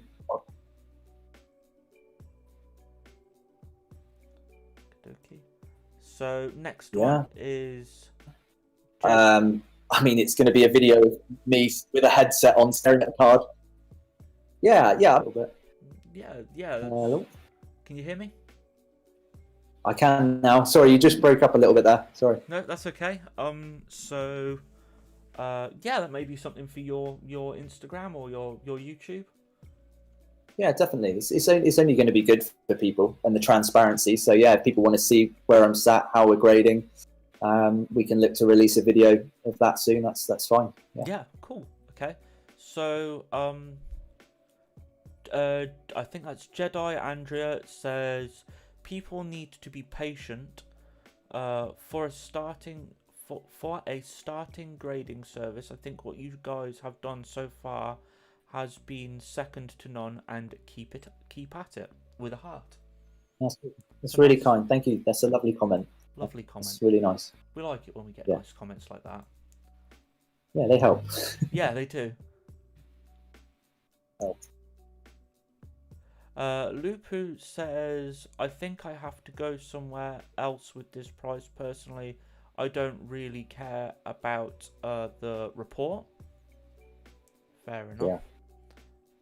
So that comes back to what we said earlier, Joey. Perhaps I need to think about doing an entry level where there's no report and they just get the grade. Yeah, absolutely. So Maybe we'll do that. Stay tuned. We'll probably announce something about that in the next week or so. Yeah, cool. So Neil Ratcliffe said, "Evening, guys. Good evening, Neil. Another one of my lovely viewers." Lupu said, £10 for 4 weeks. Not sure what that's referring to. Maybe it's £10 for a 4-week turnaround. Maybe that's what she means. Or he. Jordan said, "Alright, bro, I just want to say thank you that Rocco and Cole have received your cards from the break the other day, and they are over the moon. Absolute pleasure." Thank you for that, Jordan. Richard Harwood said, 15 for 4 to 6 weeks at the moment. I'm assuming that, again, they're talking about the price. So... Yeah, that must be get graded, I think. Yeah. 15, 4 to 6 weeks. Yeah. So ours is like 4 to 6 weeks for 18 quid for an extra 3, and you get a report and 2 people grading it. You know, it's... Yeah. It just depends which one you want to do. If you want the extra people grading it. I mean, I have no idea how Get Graded grade their cards. Maybe we can look into talking to them about that. But for now, I'm not sure, so I can't comment. So, Roberto87 said, "Is there a minimum/maximum amount you can get graded at once? By the way, been following Pokegrade UK for a while. Also, do you need to have a subscription in order to get graded?" No, you don't need a subscription anymore to get graded. So at the moment, it is a maximum kind of 5. But we're going to actually, in the next week or so, we're going to just remove that. We'll probably increase it to 10. Okay. And the reason for that, let me just explain the reason for that. So to begin with, obviously, I wanted to ensure that everybody who was a Poke Club member had the ability to get like a card back. And so I wanted to make sure, right? So now that we've had that first influx of orders, we've looked at it and we've gone, okay, so not everybody who's a Poke Club member has got a card graded. So now we can allow for people to have more submissions. So we'll probably change that in a week or so, and it will go up to 10. So basically, I'll just double it and say you can do 10. Yeah, that makes sense. So basically, from what you're saying is, you wanted, of course, your Poker Club members and customers, your I'm going to use the word, your fan base, to have the first opportunity to see the slabs first, and then go to public. No, it's to the public now. We've opened it to the public now. So there's 2 options when you to begin with. We had 3 options. We had something called the Poker Club Plus, which was basically a monthly subscription to grading. It just means that you're going to submit one every single month. And I think it just started to confuse people quite a bit. So for the people that join that, it's open to them. But for now, we've removed it. So you've got 2 basic options to submit. If you're a Poke Club member, you submit, and I think the lowest price is like £18 a card. If you're not a Poke Club member, it's like 20 a card. But again, if you submit 5, it still goes down, if that makes sense. Yeah, bulk submission price. Yeah, bulk submissions, it still goes down because it's time effective for us to deal with one customer, as far as not just grading their cards, but just like the whole logistics of, okay, this is the order in, when we package it back out, it's not multiple packaging. And then obviously we're giving that back to the customer. So that makes perfect sense. Yeah. Yeah. I'm just going to plug my phone in if that's right on charge, right? Yeah, no problem. I will go on to the next question. I'll find it for now, but yeah, go for it. Okie. So that was Roberto87. Poke Hunt said, "I don't think that's how they do it, honestly, just chucking them in a slab." I'm assuming they're talking about someone else?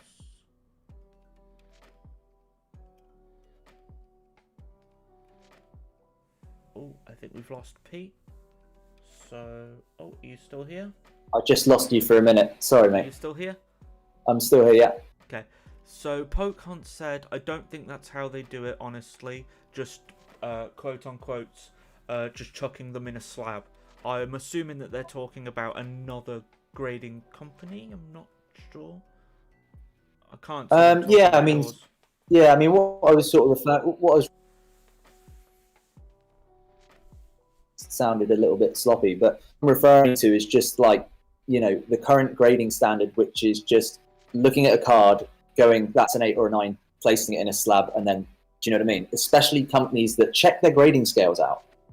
You need to grade. If you're going to grade a card with a company, maybe you don't, but in my personal opinion, there needs to be a scale, a descriptive scale of how you then compare it and then how that card got there. Mm-hmm. Just saying that, look, a card is a 10 because it's immaculate, or it's a 9 because it's considered a 9, or an 8 because it's considered an 8.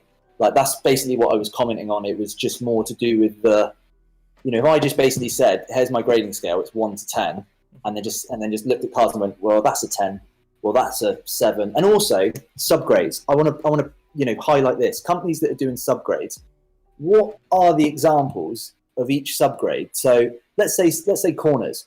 What does a 1 look like for cornering? What does a 2? What does a 3 all the way up to 10 look like? Mm-hmm. I'm seeing cards getting graded, and it's like, okay, cornering was a 9, this was an 8, this was a 6, but this was a 7. So describe to me what a 1, a 2, a 3, a 4, or 5, all the way up to a 10 for each of those subgrades looks like. And that's where I just don't get it. It's just, it feels like people look at them and go, well, that's pretty good. That's about a 9, or, well, we'll just take a point off of that. It has to be like, for me, grading has to be like obsolete. Like, it has to refer directly to an example. Do you know what I mean? Like, I understand what you're saying. That makes sense. I don't have an answer for it because I don't know, but yeah, no, there needs to be guidelines. Is that your right word? There needs to be guidelines. That's exactly it. Yeah, there just needs to be, for me, there needs to be guidelines. If I was to submit a card where there are subgrades, I'd want to see, okay, cool, if my overall score is going to be based on subgrades, can you give me an example of, what each of those subgrades would look like? Describe to me what a 1 to 10 looks like for cornering, for edges, for surface. And then I'd be able to look at my cards more and go like, well, okay, well, the corners match that, so that one's surface is going to get a 6, or that's likely to get a da-da-da-da-da. Do you know what I mean? Otherwise, you're blind submitting to a certain extent. You're just submitting to a company to get your card in a slab and hoping that it'll get as good a score as it would. And that's one thing that I've always wanted to do a Pokegrade, is because our grading scale is so, it's been designed the way it is. It kind of allows people to set themselves an expectation before submitting and going like, right, okay, like, these are the steps. This is what they are. This is my card. I'm honestly going to inspect it myself. So this should really achieve this, and you shouldn't really be disappointed. I think people will be disappointed if they've not read our grading scale. I think if the people that have submitted and get their cards back, if they've not read our grading scale, they'll probably have a bit of a shock. But then when they actually refer to the report and then look at the grading scale, they'll go, okay, yeah, fair enough. Fair enough. That makes sense. So, that's your answer then, Pokehunt. Lupu said, I think it would be better, no report and £9. And then they went on to say, I will be your first customer. Okay.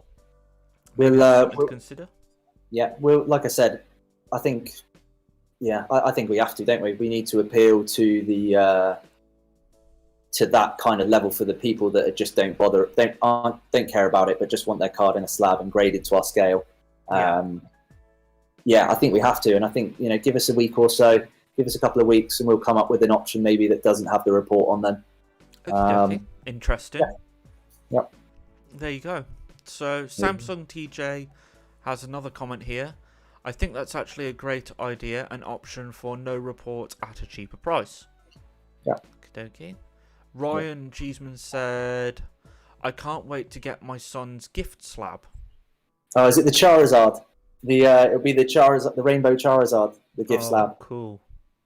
Really cool. Yeah. Okie dokie. So, Hollow Raichu said, don't charge doing the reports. They make it unique, and I think... Oh, don't change. Makes sense now. Don't change doing the reports. I think they make it unique, and I think in the future it will be far more useful to have a clear reasoning behind why the card is the grade it is. I agree with that, Hollow Raichu. Yeah. That's why you've done it. Yeah, 100%. Just so when sellers look to buy a card, you can refer to a report and know exactly what, the 9 you're getting. Because, with other grading companies, there's like a good 9 and a bad 9, and a this 9 and a that 9. And it shouldn't really be the case. It should be like, no, this is a 9 because it's this. And once again, it correlates directly to the grading scale. So, yeah. No, yeah, I absolutely, yeah, I agree with that, 100%. So, John Royal said, gift slabs are an awesome idea. I can imagine myself receiving that. Yeah. Thank you. Nice comment. Cheers. Yeah. T-Rep Pokemon said, what are you doing in the future to not have the previous name issues? What's he referring to there? So other companies had issues with names on the slabs. In what regard? Sorry, names of what? Sorry. Spelling errors, etc. So what are we doing? So, I mean, the main thing of what we're doing there is just, making sure that we spell it right. And by having 2 graders to look over it, that's not done. I'm not going to lie. In the testing sort of phases and within the last day, we did slab up and we were like, flip, we've actually made a spelling mistake. We did make a few. Yeah. But the main thing is before they go out the door is that's noticed. Yeah. And we managed to do that. I think I put a photo up of one and there was a typo and the guy said, you've typed that wrong. And before it went out the door, Jano had already messaged me about it as well. And it was changed within an instant. Yeah. So look, human error, like it's going to happen. If we do 10,000 slabs, there might be 1 or 2 that's going to have that error. But look, at least with us, we've got a few levels of quality control. We've got, myself grading it, Jano grading it, then the labels are made, then they get put onto a different shelf when they're going out, so they get another check as well. And those are multiple opportunities to make sure that those don't happen. That's the way you've got to look at it. Yeah. So I'm not going to sit here and act like I'm perfect because I'm not. I'm not. Oh, well said. Well said. So that was from T-Rep Pokemon. Poker Collector Hippie said, mate, gift slab is an amazing idea with a thumb. Thank you. Poke Hunt it's £9 for a card with subgrades, not just thrown in a slab.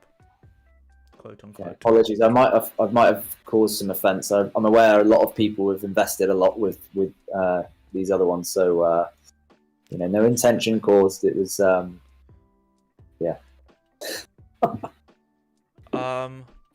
Jedi Andrea said, Hidden Fate's Shining Mewtwo is one of my favourite cards, and I sent it to you guys to grade, and I think I saw on Facebook before. We got a 9. Oh. We got a 9. Nice. Yeah. There you go. Yeah, I'm pretty sure that was if it's your one, it's if that's you who's the one that we shared is a 9. If that's Amazing card. There's one question that we get asked a lot is because we're starting to upload reports and some of them are of like ancient use and stuff, and they're like, how do I know which one's mine? It's like you will know which one is yours when you get it back. When you get it back, when you get it back in the post, you'll know what reference number's yours, and then you'll see. That's the element of surprise, that we do leave for you guys, because as soon as we take the pictures we slab them up, to take the pictures, do the report, it's uploaded to the site straight away. Amazing. Yeah. Cool. There you go. Then you might more than likely have got a 9, which is a very good score. Yeah. Great job. So Porygon Phil said, I love these usernames, by the way. No, they're awesome. Yeah. You have said about the hard work that goes into grading that you do, and you're doing a report on the card. On average, how long do you spend on each card with grading it? Okay, so based on yesterday, the average amount of time we will spend grading a card is around about 10 minutes each. Okay. And that's the whole process from when we're talking about grading a card. I'm talking about getting the order, getting it out, having a look at it first when it's in its TL, taking it out, having another look in its sleeve, then taking it out, putting the headset on, and then doing that process again with Jano, us both making some little notes, coming together, and then having a chat. So it's between 10 and 20 minutes. I'll be honest as well, if a card is literally immaculate and it's like a 9-10, those are easier for us to grade, and they do take a little bit less time. Because, you know, on the first inspection, great, nothing really to, okay, there's no nicks there, no nick there, no nick there, nothing really to jot down. It's just like, you know, you go through it and you're like, this is perfect, this is great. We get excited, you know, we're like, I think I've got one, and then we're like, oh, no, it's just got that little dink there, and then do you know what I mean? Yeah. So cards that are generally in really, really good condition take a little bit longer. The main, you know, just identifying where issues are, because there are none. But then the majority of the time there is just to make sure that we've not missed anything, if that makes sense. But overall, they're a little bit quicker. I mean, some of the cards that we had yesterday, to be honest, like I say, me and Johnny were looking at each other. We were like, flipping heck, we're earning our money. When people send in cards, if you want to keep us really busy, send in cards with loads of scratches, loads of dinks, because again, we won't miss it. Yeah. We will not miss it. If there are prominent imperfections on a card, we will note that down. We will write it on the report and we'll tell you whereabouts it is on the card. But again, just to reiterate, once a card is put in a sleeve and then slabbed up, some of these you'll look at and you'll be like, that mark's not there. But we can rest assured, if you take them out, you will see them. If you inspect them closely, they are there. Because you use little like magnifying glass goggle type things, don't you? Yeah, we got goggles. I mean, look, they're nothing majorly expensive. I'm not going to sit here and go, it's a £3,000 microscope. Like, you know, low cost stuff is more than efficient for a Pokemon card. You know, these headsets can be got off Amazon. You put them on, they've got a little torch, and then what mine does is you can take out the lenses and then put different types of zoom in. Yeah. So, and obviously if you get them, yeah, and they're really great for when you get sort of an imperfection or what you think is an imperfection, and you're like, well, no, is that just to do with the type of print of the card? Is that actually that's not like a pinprick sort of dent? That's actually just something that's part of the grain of the print, if that makes sense. And you then have to, when you get those and there's just one of them that you think is a little bit more prominent, that's when you have to look at the rest of the card and just sort of compare it and compare the texture. That was the one yesterday where we had me and Jano had, where we had a discrepancy. There was one situation where he said something, I said something, we came together, we looked at it again, and we just felt it was too harsh to then dock it down for this mark. It was actually part of the, you know, the print, and that is documented down. So the person who gets that report will look at it, and I hope they'll be like, flipping heck, that is interesting. It's really cool. So yeah. Cool. Yeah, that makes sense. So that's the answer to your question, Porygon Phil. I just like saying Porygon Phil, sorry. Okay, so John Royal said, would you ever think of doing more different ideas with slabs? For example, I've thought of a cool triple slab idea for the original legendary birds. If you somehow had a wider slab with 3 cards in. Okay, so I'll answer that question. Every grading company wants to have their own shaped slab, but to begin with, you've got to look at sourcing. So when you start up, you're looking at getting your welding machine, and you get what's called your horn made, and that horn has to be made specifically to fit the shape of a slab. If you look to design your own mold, then obviously you have to pay a lot more to like get that mold made, then the slabs made that match that mold, and then you have to get a horn that matches that as well. So yeah, in the future, like, it's definitely one of the things we want to look at. But if you're talking about a specific type of slab, you have to basically design. You have to go through the whole process just for that one. Do you know what I mean? You'd have to have another welding machine that has that specific horn on related to that slab. And these things are absolute thousands and thousands of pounds. They're not cheap. No. But our next goal as far as slabs really is to do that, but a general one. So look at the shape, look at having our own sort of mark on it. But yeah, we'll see. That's definitely something for the future. Everybody wants to have their own identity, right? And everybody in the UK, I think apart from one of they say they've done their own one, which I still feel looks really similar to CGC's kind of like shape. But fair play to them for going straight in on that. But yeah, we'll look to do that. We'll look to create our own one, of course. Everybody wants their own identity. But I like the idea, though. Message me more about it, because I'm interested to hear actually the details of what you mean, and how that would be drawn out. That's really interesting. Yeah. So Jordan has just commented 4 times in a row, so bear with me, I'm going to read it all. Yeah. You know how you're doing a report of the cards? It would be kind of cool to maybe have a virtual 3D scanned image of your card you have had graded, thinking because you could have a physical and maybe a digital copy of something you own. Would be interesting as a virtual thing at the moment, kind of big, like crypto stuff. NFTs, yeah. What a concept. I mean, obviously NFTs and blockchains, that is like a whole nother world, and digital art is definitely something that is becoming more and more talked about. We do actually have a picture, so on the report you don't just get like the serial number, the details of the card, the report. There is a picture of that as well. So I take a picture in our office and then upload that with the report. Okay. But yeah, 3D. Wow. Yeah, that's. I love the ideas. That's great. Something to think about for the future. Yeah, he goes on as well. He said, and also it may help the reselling factor, maybe making your own card worth more once graded, as people can see zoom. And okay, so like, oh, it's a 9 because of the crease on the top left. You could virtually look at your card by that you're going to buy. Okay, yeah. Sounds like he's going into to actually taking images of the scratches and this, that, and the other. I think in an ideal world, it sounds great. Time wise, I don't know. What kind of camera would you have to use? Would you have to sort out different lighting? Because again, when you look at a card and you inspect it like that, it's not the same as if you tilt it like that and the light. We all know this. You guys are all collectors, So you'd have to get pictures in the right angle of the card right to get the photo. Do you know what I mean? Yeah, I know what you mean. I'm not saying it's simple. Like, it's a great idea. It's incredible, and that's like going even further, which I love. Maybe there's room for a service like that. Maybe there's room for an extra service, extra photos. Who knows? Let's think of that. Like the plus service, like if you want extra stuff. Yeah, maybe. Maybe. Okay. Thank you for that, Jordan. Likes to go into detail. Ollie Cool said, will Pokegrade UK be grading error cards? And will it just go on into the report, or would you print it on the label? So I think what he means is with PSA, when they have an error card, I believe it states it's an error.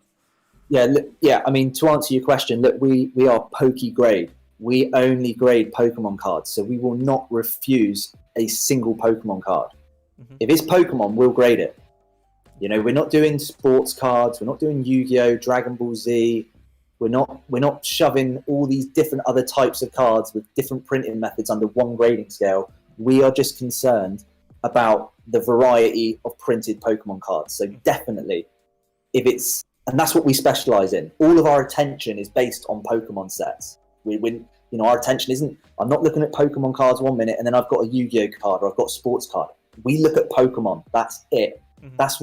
That's where we, again, want to show people, like, look, the Pokemon, please consider us, because we're not trying to get everything. We're just focused solely on this. Yeah. Rather than juggle all the balls of, different cards. Yeah. So yes, we do. Yeah. Error cards, of course. And of course there'll be a mark on the text to show that 100%. Cool. Okay. So you'll be grading error cards, like error printed cards, for example, like if it's got a print error on it. Yeah, of course. Yeah, I mean, I know there's always this sort of like fine line between if it's an error card or if it's just been poorly printed.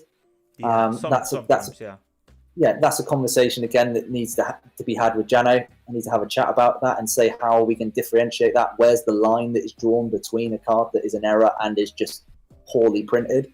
Yeah. And we'll come up with some guidelines of that. Thanks for highlighting that. That's really, really good of you to have mentioned that. That's something for us to put on our website within the next couple of days. Cool. Okie dokie. So Hollow Raiju said, I sent off cards to be graded and the order still says pending.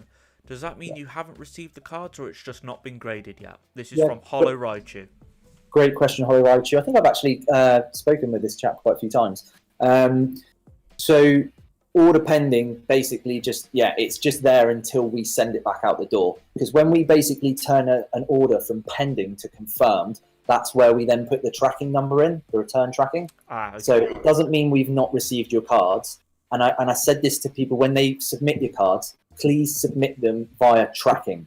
Because if you do your own tracking or you do sign for, then generally you will know. I've got a great relationship with our postman. He actually, like some people, sign for, it wasn't happening, was it, in COVID? It was just, things were just getting thrown through and you didn't really, Anyway, if you do sign for and if you do tracking, that will basically confirm to you when we've got them. If you just send it first class or second class, look, we've got piles of cards coming in.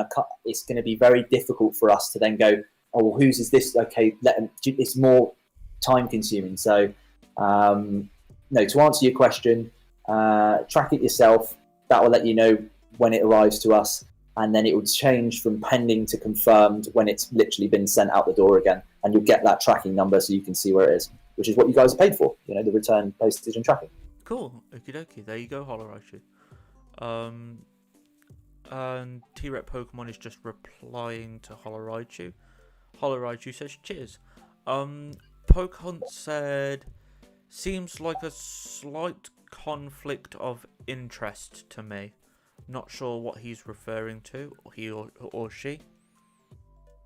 Yeah, please elaborate. Yeah, please elaborate on that. Chaz DCFC Gaming says, Ayo. Hello, what's up? Heyo. Jedi Andrea says, are you hiring and what type of people do you hire to grade cards and what do you look for? So he's already answered this a little bit, but you feel free to reply to that, Pete.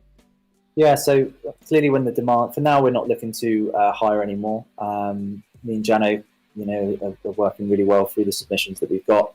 Clearly if the demand reaches a level where we can't meet turnaround times, then that's definitely the time when you need to start looking at hiring. We're not at that point yet, but who knows where we'll be in a week, 2 weeks, 2 months or so. What do we look for? I mentioned earlier, just diversity, really. I want a team that is, full of people from different backgrounds, and have, transferable skills. There are no people really out there that are going to have a background saying, well, I was a grader for this. They might, as far as I'm aware, in this country, there might be some people from PSA or whatever around that are, but just know this as well. If you grade for Pokegrade, you need to be willing to be put out to the community. We don't hide graders. We are very public and very open about our previous history, and you've got to feel comfortable about having your sort of name put out there. Everybody knows who Jano's name, but he hasn't come on camera yet or anything. I'm sure he will do in the future, and you'll see photographs of him and stuff and who he is. But you just got to have that. You've got to be comfortable with that, really, and just have a nice, interesting, diverse background and have the right attitude and just be up for having a good time, really, and bringing new ideas to the table. Awesome. So there's your answer. So Chaz DCFC Gaming said, I signed up to the Poker Club as soon as I watched Joey's previous vid, and I'm happy with my pulls. Hey, well done. Thank you. Thank you for watching, and thank you, Joey, for helping us promote it. No, that's okay. I'm very open to, being. I'm like yourself. I think that's why we get on so well. I'm very honest, and if it's terrible, I will say in the video, this is terrible. Don't do it. Yeah. But yeah. It wasn't. It was great. It was great fun, and I thoroughly enjoyed myself. Ryan Cheeseman said, my bright idea for Pokegrade UK. Could you charge extra and do live grading of the person's card? How amazing would that be to watch it being graded live? Wow, that's a cool idea. So Yeah, it's a great idea, and I'm actually with you ahead of that. I've contemplated in the future about having a Twitch channel, which is grading all day. It is a camera based looking down and just having a little look at cards and describing them, talking about them. Clearly, that was a different kind of grade being processed, because you're then not only grading a card, you're actually interacting with the audience as well. And some people may not actually want your concentration taken away from their card, from the card, if you know what I mean. So yeah. I've considered in the future doing a Twitch channel where we will live grade, but I feel that that's an option. Then we would have to put, on the, we would have to put that, on the submission form. Are you happy for this card to be graded live? Because people may not want, me grading their cards, showing other people what, obviously, customers' names won't be mentioned, but they may not just, I think people want to feel like the attention is solely based on, well, what I could do is maybe do live grading of just my own cards. I think that'll be fun for people. Yeah, why not? But it's definitely something I've thought of and want to do in the future. But for now, I feel like the majority of our attention needs to be focused on our service and making sure that all our existing customers and submissions are, have that attention. But who knows what the future will hold. Yeah, no, that's a cool idea. I like that idea. Yeah. So, Poke Hunt said, why is it, quote unquote, more than likely that other UK-based grading companies will increase their prices? I don't know. I can't answer that one for you because I don't know. I mean, what I can say is we're not increasing our prices for at least a year. Those prices will be what they are, and I'll be happily confirm a price freeze for a year. But I don't know. I'm not somebody who likes to change things all the time unless there's a good reason. Yeah. I think if people have sort of got used to a brand, one of the worst things about PSA, and they got the loyalty, they got it. I get it from a business point of view, but they just got greedy. Yeah. Just got greedy and just went bang. They were already getting loads of submissions. They were already getting a great return on the value of the card. Value fees. Oh, who wouldn't love to charge them? Then they up the prices. Yeah, it's madness. I think it's dangerous. I think if a company, so early on, at least without good amount of years experience, just started upping their prices unnecessarily, it would be quite a strange tactic. I think companies will look to up their prices when they see that their cards are being sold or increasing the value of a raw card towards a graded. So like we mentioned earlier, Joey, you buy a card for 10 quid, you get it graded for 20, but it sells online for like 80, 90 pounds. Then that's when a company will look at it and go, hang on a minute. But for me personally, value fees are just, that's just not right. I can't ever see us as a company charging value fees, even if I just can't see it.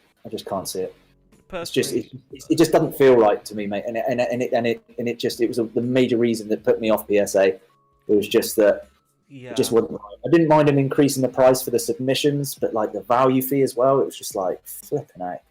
But then they created their own market, so it was like I do get it from a business point, but I'm just not that greedy. I'm just not.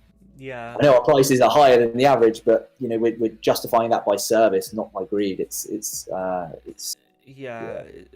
I don't want to turn it into a PSA video, but I can see why they've increased them. Do I like it? No. Will people still use them? More than likely. So I personally won't be using them again, just because, one, I'm not really that bothered about resale value, and two, I'm it's just I just can't justify this card and this card. One, I have to pay £100 value fees for this card and nothing for this card.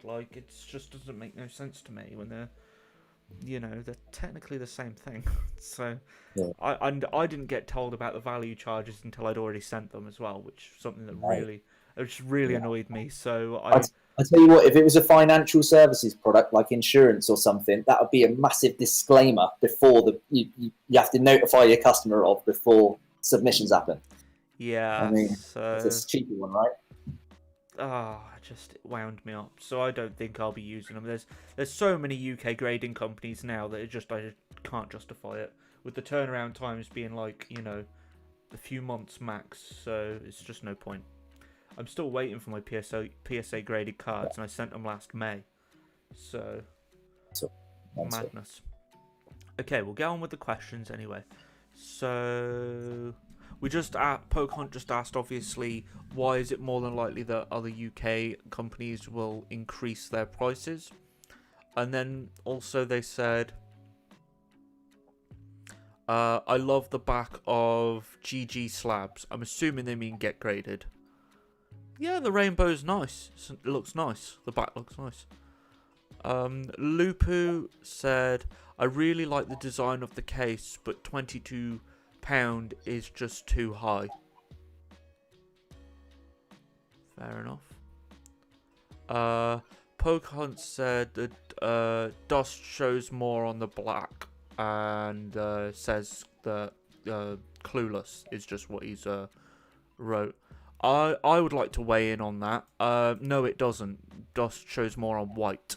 Unless the dust is black, which more than likely is, then it doesn't. Most fibers, microfibers of material are in colour. Yeah, it depends. Have a depth of colour, and this is the reason why we write black on white, not white on black, is because it's more readable. I'm gonna be honest. I just think that I like get graded slabs. I like the black. I like the hollow foil back, but dust would be less likely to be shown. Not saying that there is any, because there isn't, but if there was, it would be less likely to be shown on get graded slabs as opposed to white slabs like PSAs, because PSAs are white, and dust is usually dark. So it would show more on white, in my opinion. Anyway, from what I can gather, that's what I think anyway. But I mean, yeah. I might be wrong and I might be clueless, but that's what I think. Yeah, dandruff will definitely show up more on black. Yeah. Make sure your graders have got hair nets on. Yeah. So Lupu said get graded is £10 a card. I'm assuming he's referring to his previous comment saying that he likes the design, but £22 is just too high, and then he goes on to say get graded is £10. Well, that's up to you. Yeah, that's absolutely, that's not a lie. Richard Harwood said, Lupu, it is £10 for 6 to 8 weeks, and 15 for 4 to 6 weeks, and 20 for 6 to 8 weeks. So we're £3 off. We're £3 off, and we give you a proper report where a picture of your card, once slabbed, gets put on the website. With a detailed report paragraph about your card's inspection. Yeah. Pretty good. 4 to 6 weeks. Cool. Yeah. I'm sorry, I've lost. Oh, there we are, Lupu. They're talking to each other now. Richard Howard said, yeah, I'm hoping mine come back quicker as I paid 6 to 8 weeks. I'm assuming he's talking about get graded, so... Yeah. It's like me asking you what a 3 overall looks like. Tell me what your overall looks like. That's from Pokehunt. The one who said clueless, the same one. What is he referring to, like what a 3 would look like? I think so, yeah. Like I'm not a grader, so I couldn't even tell you what a 2, 1, 2, 3, 4, 5, 6, 7, 8, 9, 10 looks like, other than the slabs that I have by the side of me and the ones that I own. So there's examples. So if you go onto our website and have a look at our grading scale and you see what 3 is, and then flick through the submissions, you'll come across a 3, and you can have a little look at the description and what that card looks like. But again, let me just reiterate, a picture does not determine a grade. This has got to stop, where people are looking at pictures of cards and going, well, that's about an 8 or a 9. It's just, I'm sorry, when you're looking at the level of detail of what, say, for example, our grading scale is, and then the intricacies of how close you have to look and mark down every single thing, it is impossible to show by photograph, like a standard normal photograph like that, here's the card, to go, that's a 7 or an 8. Like, literally, this has to stop. Like, we get questions. I get comments like when I put the Shining Fates Charizard up, they were like, "Oh, that's an 8. That card looks great." It's like, yeah, it's a photograph like that. Let me give you times 20 zoom in this reflection of light. Do you see that little point there? Do you see that there? Do you see this thing? Mm-hmm. And it's like, oh, okay. Yeah. But yeah. Yeah. Lupu said, yes, I think so. If Pokegrade offer no report and £10 a card, then I'll be switching. I like their cases better than Get Graded. But £22 a card I think is just too expensive. That's what Lupu said. Thank you for your feedback. It's very welcome. Yeah. Thank you. So, Elaine says, an 8 on corners could be because if whiting, or could be because the corner is miscut, or there could be a crease, or 3, there could be a perfect, one damaged, one perfect, one damaged. Every card is individual. I'm going to try you out, but I've tried GG and I can't say I'm impressed. Your website has a lot of broken. Hang on, I'm going to try you out, but I've tried GG and I can say I'm impressed. Your website has a lot of broken links. Are these going to be updated? And do subgrades tell a story? Do you have insurance as well? And how do you value cards when posting them back? What value are they protected to? Lastly, she goes on to say, same question as everybody has been drilling into Get Graded about how much experience do you have as a grader? Yeah. Okay, this is the best question I've had so far because you're actually going to hit on some points that I wanted to bring up in this video. Brilliant. So first of all, subgrades. Like I said earlier, we don't have subgrades because our report, when you basically compare the report of a card based to our grading scale, there really isn't a need for a subgrade. It's because there's that much detail going into the card. If other people offer subgrades, for me personally, just my personal opinion, there has to be examples of what every subgrade looks like. 1, 2, 3, 4, all the way up to 10. For every single one of them, all 4, okay? Because otherwise you're just looking at a card and you're going, well, that's a 9, that's a 7, that's a 6. That, show me what it looks like first. Describe to me what it looks like so I can then match it and then agree or not agree. Do you know what I mean? So that's the question about that. They mentioned about insurance. Okay, so at the moment, the way in which we insure the cards, I insure them myself, okay, with basically, through Royal Mail, they're covered up to £500. It's in our T's and C's that you're only covered up to £500 on a return. So please don't submit one that is worth more than that to us. And that's important that you guys read that and are comfortable. We have a standard stock policy, okay? And this is another thing. For insurance, right, for when you get, for what we do is so specialist, you have to talk to Lloyd's of London brokers. The amount of insurance, and so I've seen other companies out here, we have a £10 million policy. What does that mean? I used to work in commercial insurance when I was younger. And are they talking about professional indemnity? Are they talking about public liability? Who underwrites that? Oh, I think we've lost him. What are the terms of the insurance? What are the claiming details? At the moment, I've not seen that details from other insurers. Whereas our terms are very specific. We've got a standard stock policy, which covers the stock that is held, okay, our own, and then customer stock. When they're going back to you, they're covered up to 500 with Royal Mail. But this is, the actual insurance for when a card gets put under the welding machine, I want honesty from every other grading company. If they can honestly turn around and provide me with a policy of who underwrites a policy of when a card goes into a slab and if it gets damaged whilst being ultrasonically welded, I want to know who underwrites that. Because I've gone to Lloyd's of London brokers and I've spoke to a lot of insurers and a lot of people do not want to touch it. I've wrote emails that are this long about the process with videos, with photographs showing this is what's that. In America, they might have different insurance markets, but when you look for something specialist in the UK where general insurers of business insurance policies can't do it, you have to go to Lloyd's of London broker and basically describe what you're doing. It's like when David Beckham wanted to insure his left foot. They'll assess a risk and they'll put a rate on it, okay? We're having to go through a very similar process at the moment.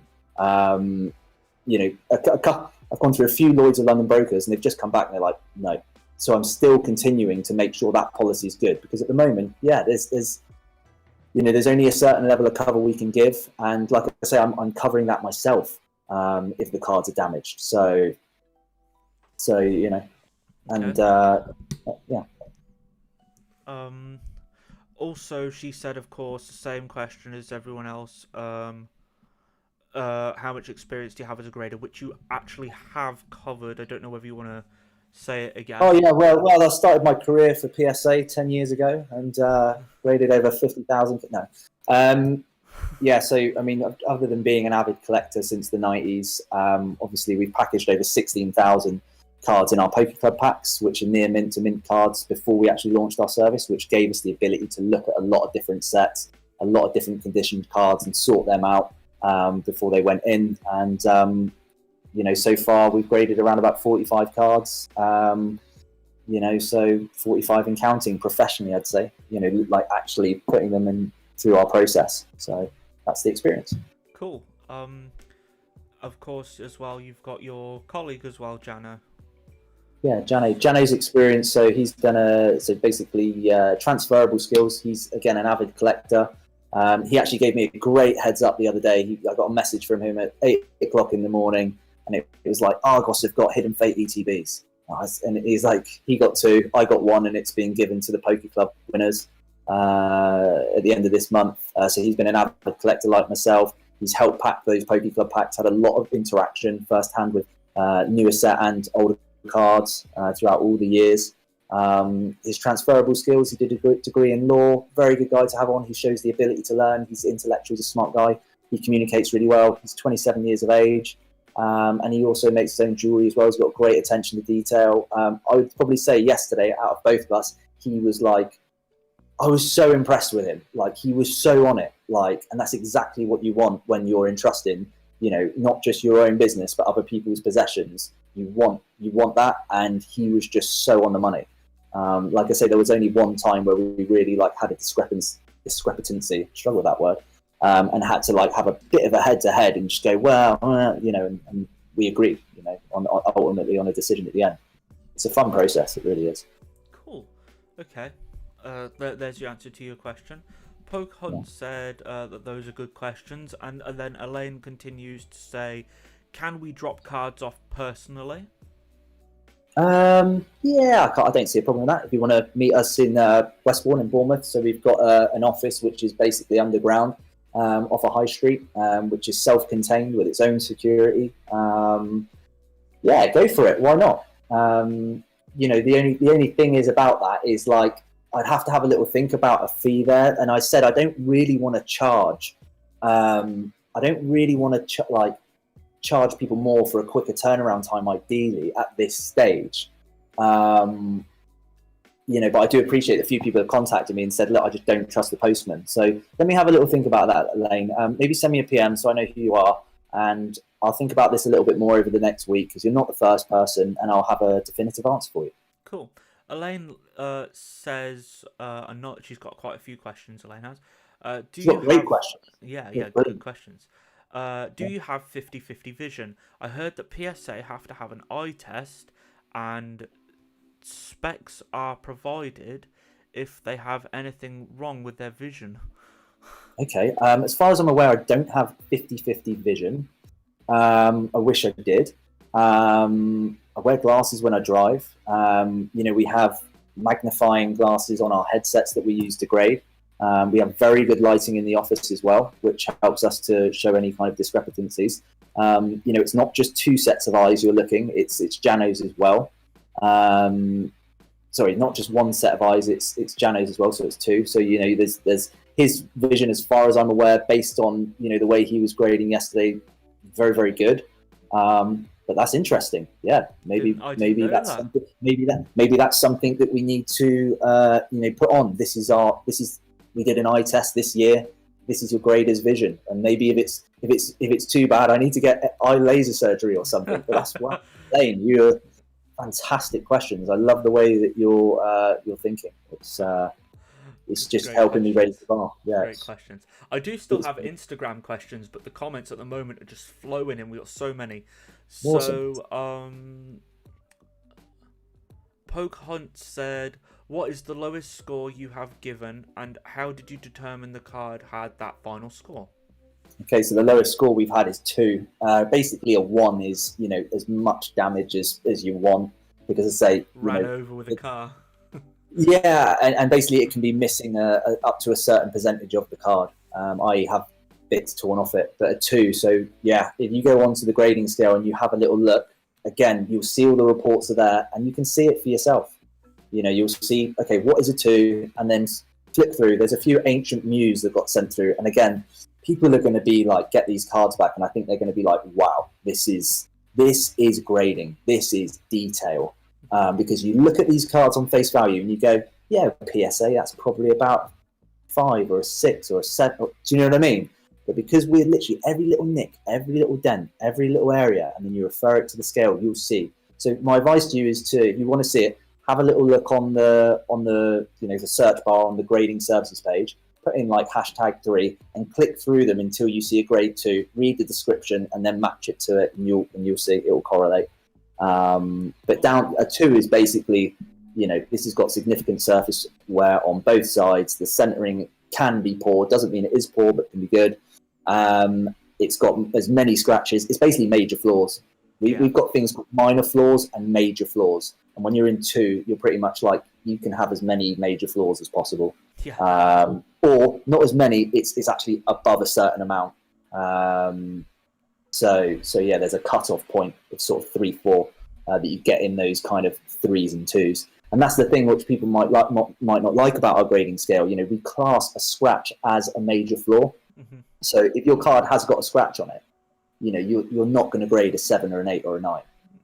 Unfortunately, you're not with us. Even if everything else is kind of like perfect, the scratch is a scratch. Mm-hmm. It's a especially if it's across that hollow artwork, or anywhere. If it's this prominent scratch, it's like, that's the maximum you can expect from it. But again, because our grading scale is so precise, especially after yesterday where we sort of made tweaks and changes to it, you'll see like you can set your own expectation before you submit a card in. If you've got 50/50 vision or really good sight, you can or get it under a magnifying glass and have a look. You can pretty much determine your own, and then we're the people that will authenticate it and confirm that, and have a live place for you to reference it online forever.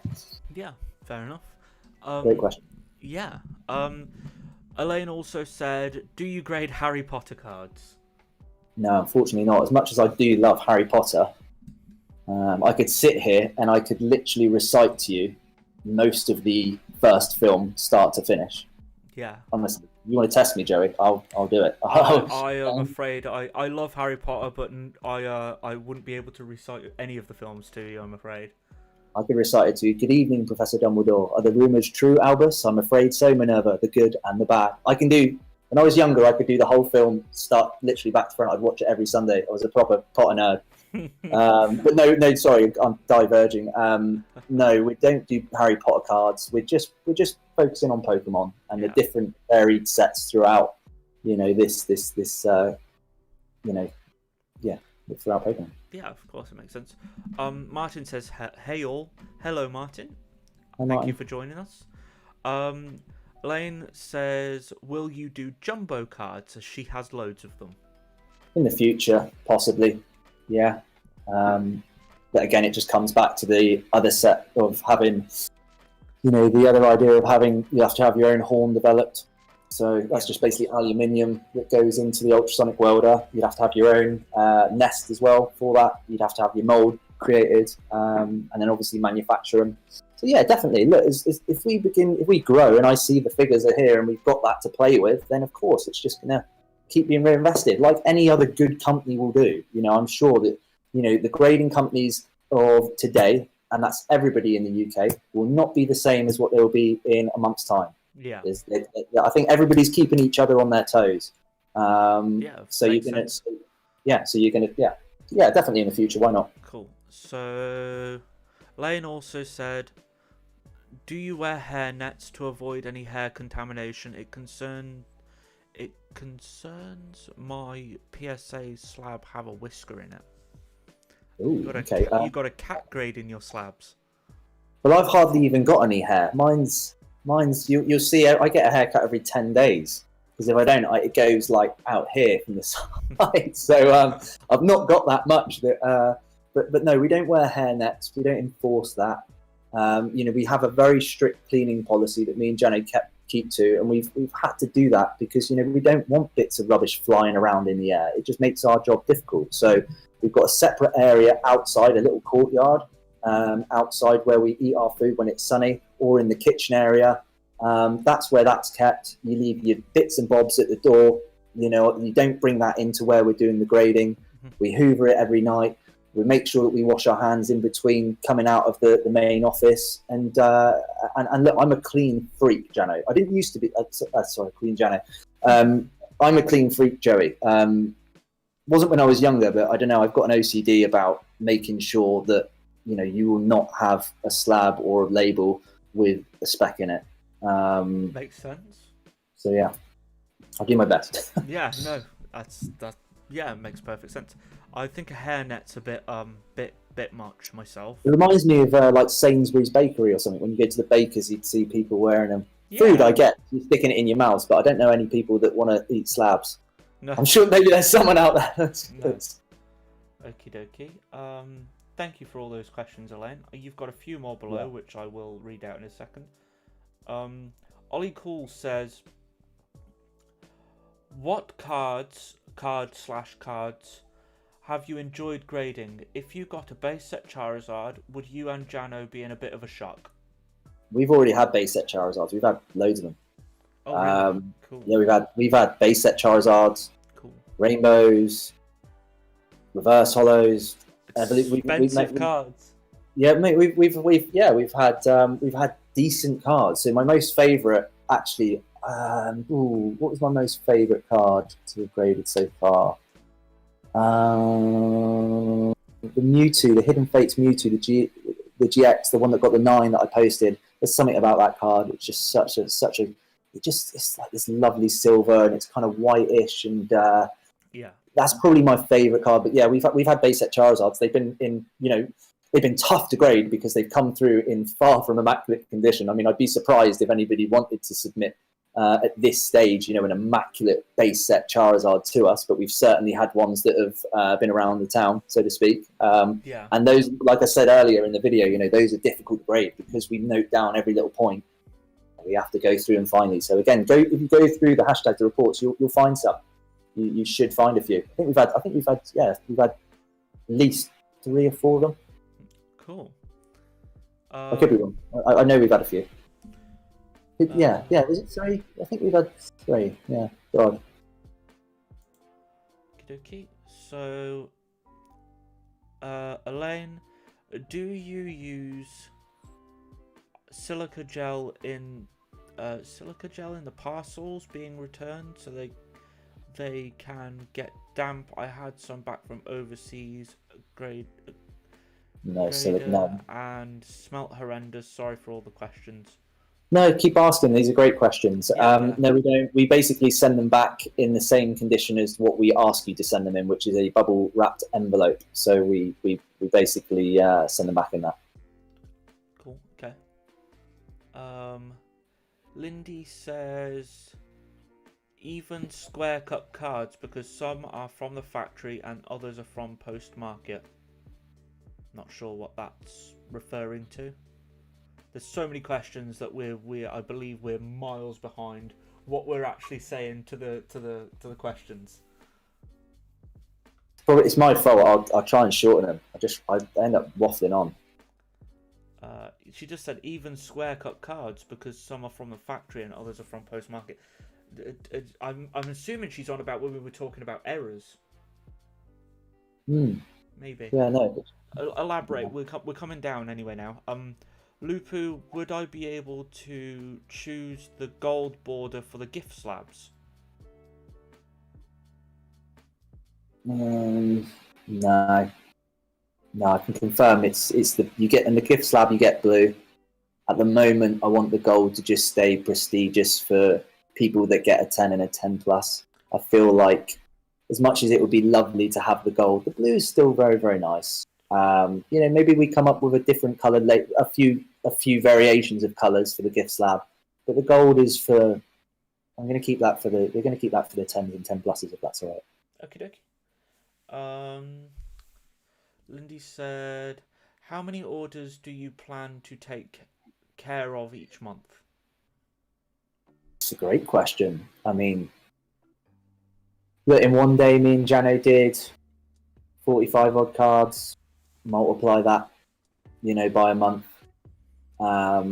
That's pretty much. Yesterday we worked at a good pace. Obviously, it probably would. When you begin anything, like anything, it would take longer to begin with. Mm-hmm. I don't know the answer to that question. But look, the more we take, the more we grade, the more that I can then put back into the company, make it larger, grow the brand, grows the prestige of the slabs that you've got with us. And hopefully, if you do then look to sell them in the future, it gives you that added value as well. Yeah, makes sense. So, yeah. Cool. Okey-dokey.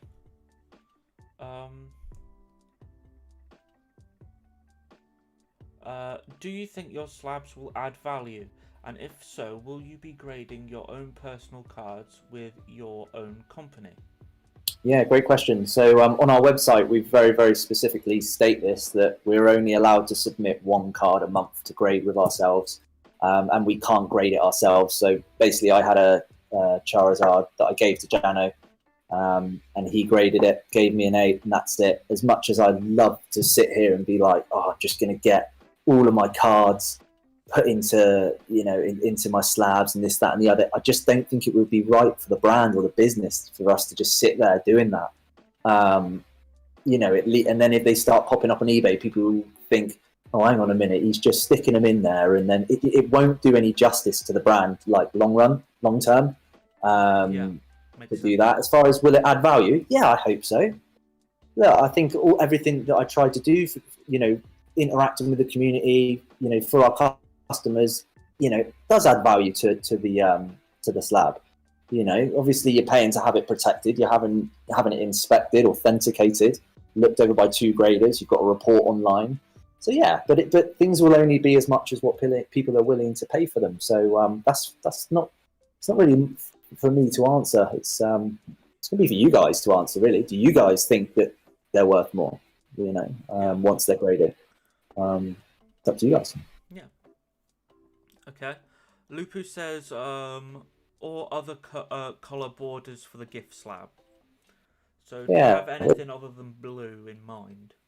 Just the blue at the moment. We can have a little look at the main primary colours. I think people like shiny stuff, don't they? Yeah, I like shiny stuff. Perhaps silver. Perhaps we could do a silver one for the gift slabs for the birthday. Let me think more on that. About that. But yeah, I'm sure we can do something. But at the moment it's just blue. We've got a crawl before we walk and stuff, and we're concentrating on the main service at the moment. So all in good time. Yeah, of course. Great thoughts. Great question. So Poke Hunt said, you mentioning, quote, grading your own cards on live stream, surely this is a conflict of interest, which you've just covered yourself.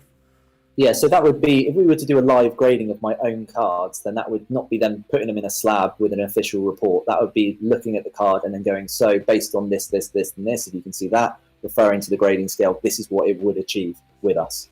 But you're not necessarily going to slab it. You would just be like, okay, this is what it would have achieved.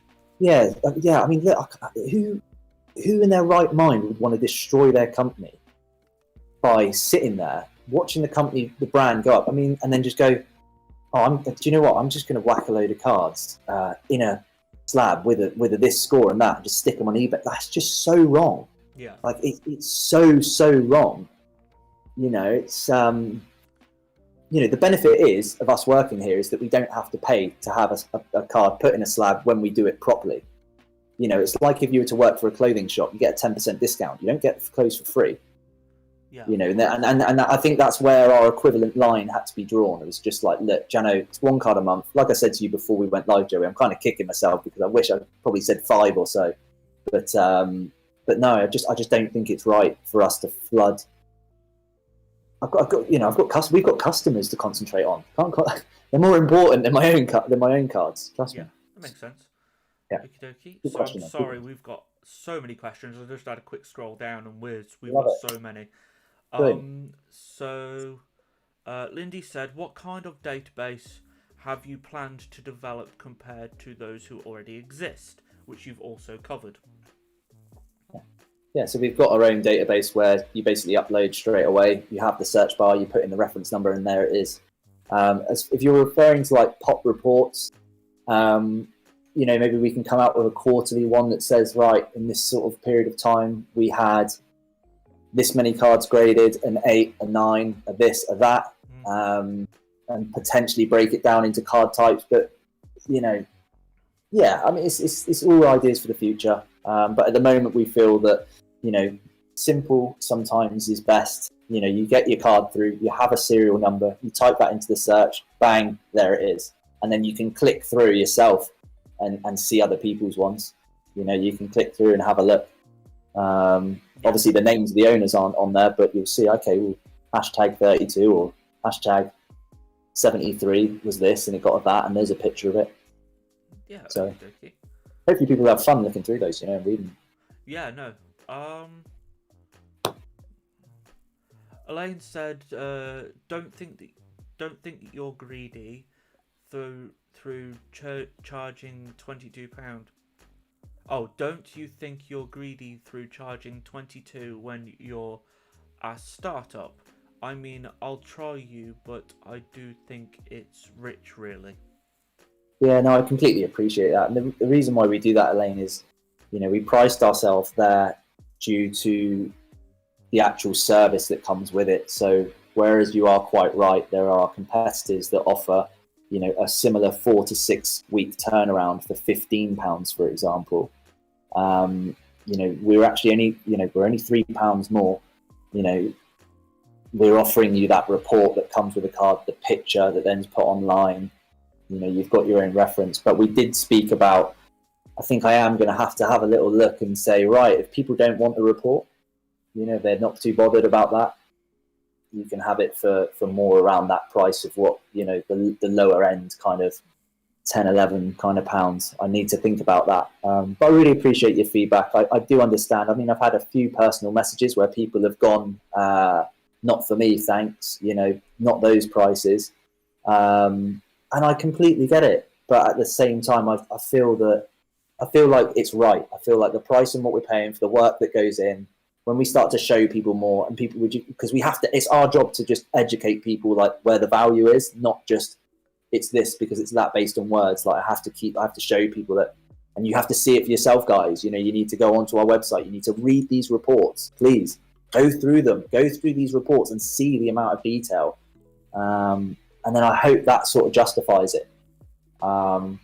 But yeah, quite right. For people who are who can't maybe afford that, because I want as many people to enjoy this as possible, and I appreciate not everybody's got, 18 or £22 if you're not a poker club member to spend on a card grade, and it's not nice when you feel like you're missing out. So, I'll definitely over the next week I'm going to have a look at doing a service which is no report at a lower amount. Okay. Cool. Okie dokie. Joe the Brick said, flame emoji. Because I've collected cards since a kid, can me and my friend down the street that works as a butcher grade cards like you, flame emoji? Yeah, probably. Yeah, I think, as long as they've got skills I'd imagine that butchers have got really good attention, when it comes to dissecting certain things. So there might be something there that is transferable. They're probably very good with their hands. So they're going to handle things, delicately. Hey, why not?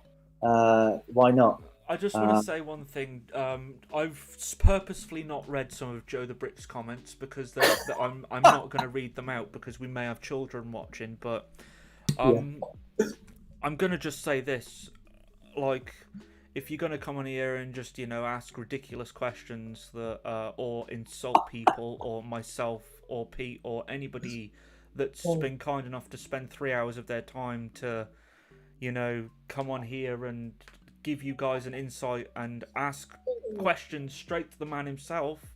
If you're just gonna take the mick, then don't bother. I don't want your algorithm view.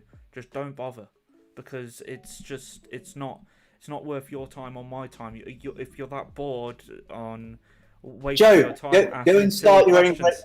Go and start your own grading company, Joe the Brit. Go and do it, and good luck to you, sir. Honestly, you can do it. If you're a butcher, if you're a garbage man, it doesn't matter. You can do anything you put your mind to it. Yeah. Go for it, buddy. Go put your time into going for it. You know, and we'll support you. You know, the community is a place where we all support each other in the best possible ways, giving good feedback. You know, what you've actually said is a valid point. You know, about it. So go do it, bro. Go do it, and good luck to you, sir. But yeah, we don't want the swear words. Come on. Yeah, I even the swear words I don't mind. I just don't want the insults because it's just. If you haven't got thick skin, don't get into Pokemon grading. Oh, just don't. I know this. The amount of comments. I've not read the comments. How thick's my skin got to be?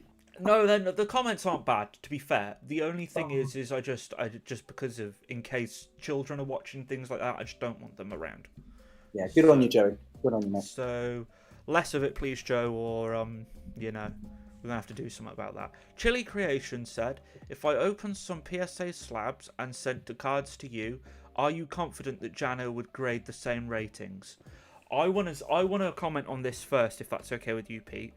Yeah. You could crack a slab open from PSA and send it to Beckett or a UK grading company that's possibly not Pete's or is Pete's, and they will all grade differently. Every single one of them. Yeah, we've all got our own scales and we've all got our own ways of doing things. So, yeah, I'm pretty confident that it could go either way in some scenarios because, honestly, no card, unless they're like perfect cards, like condition-wise, most cards, like, they're so different. Like, they're so different. You just don't, and every one that we've had pretty much, like, it's like so different when it comes down to like where the imperfection is on the card or what type it is. They're in different places. Like, literally, it's incredible. Like, the variety of it. So you might actually get situations where it would be the same, but you might get situations where it would be different depending on, like Joey said, you know, what company it's with, or you grade it with. It's just the way it is. Like, you know, different companies do things differently, and Pete, your company you've made your own grading scale, so it's not going to be the same as PSA's. So yeah, we've actually had people who have. Yesterday, I had a person message me. He's had 2 cards graded in the UK. He's not happy with the scores, and he wants us to re-slab them and grade them ourselves. And I made him absolutely apparent and said, look, before you do this, read our grading scale, have a look at your card, and set your expectation.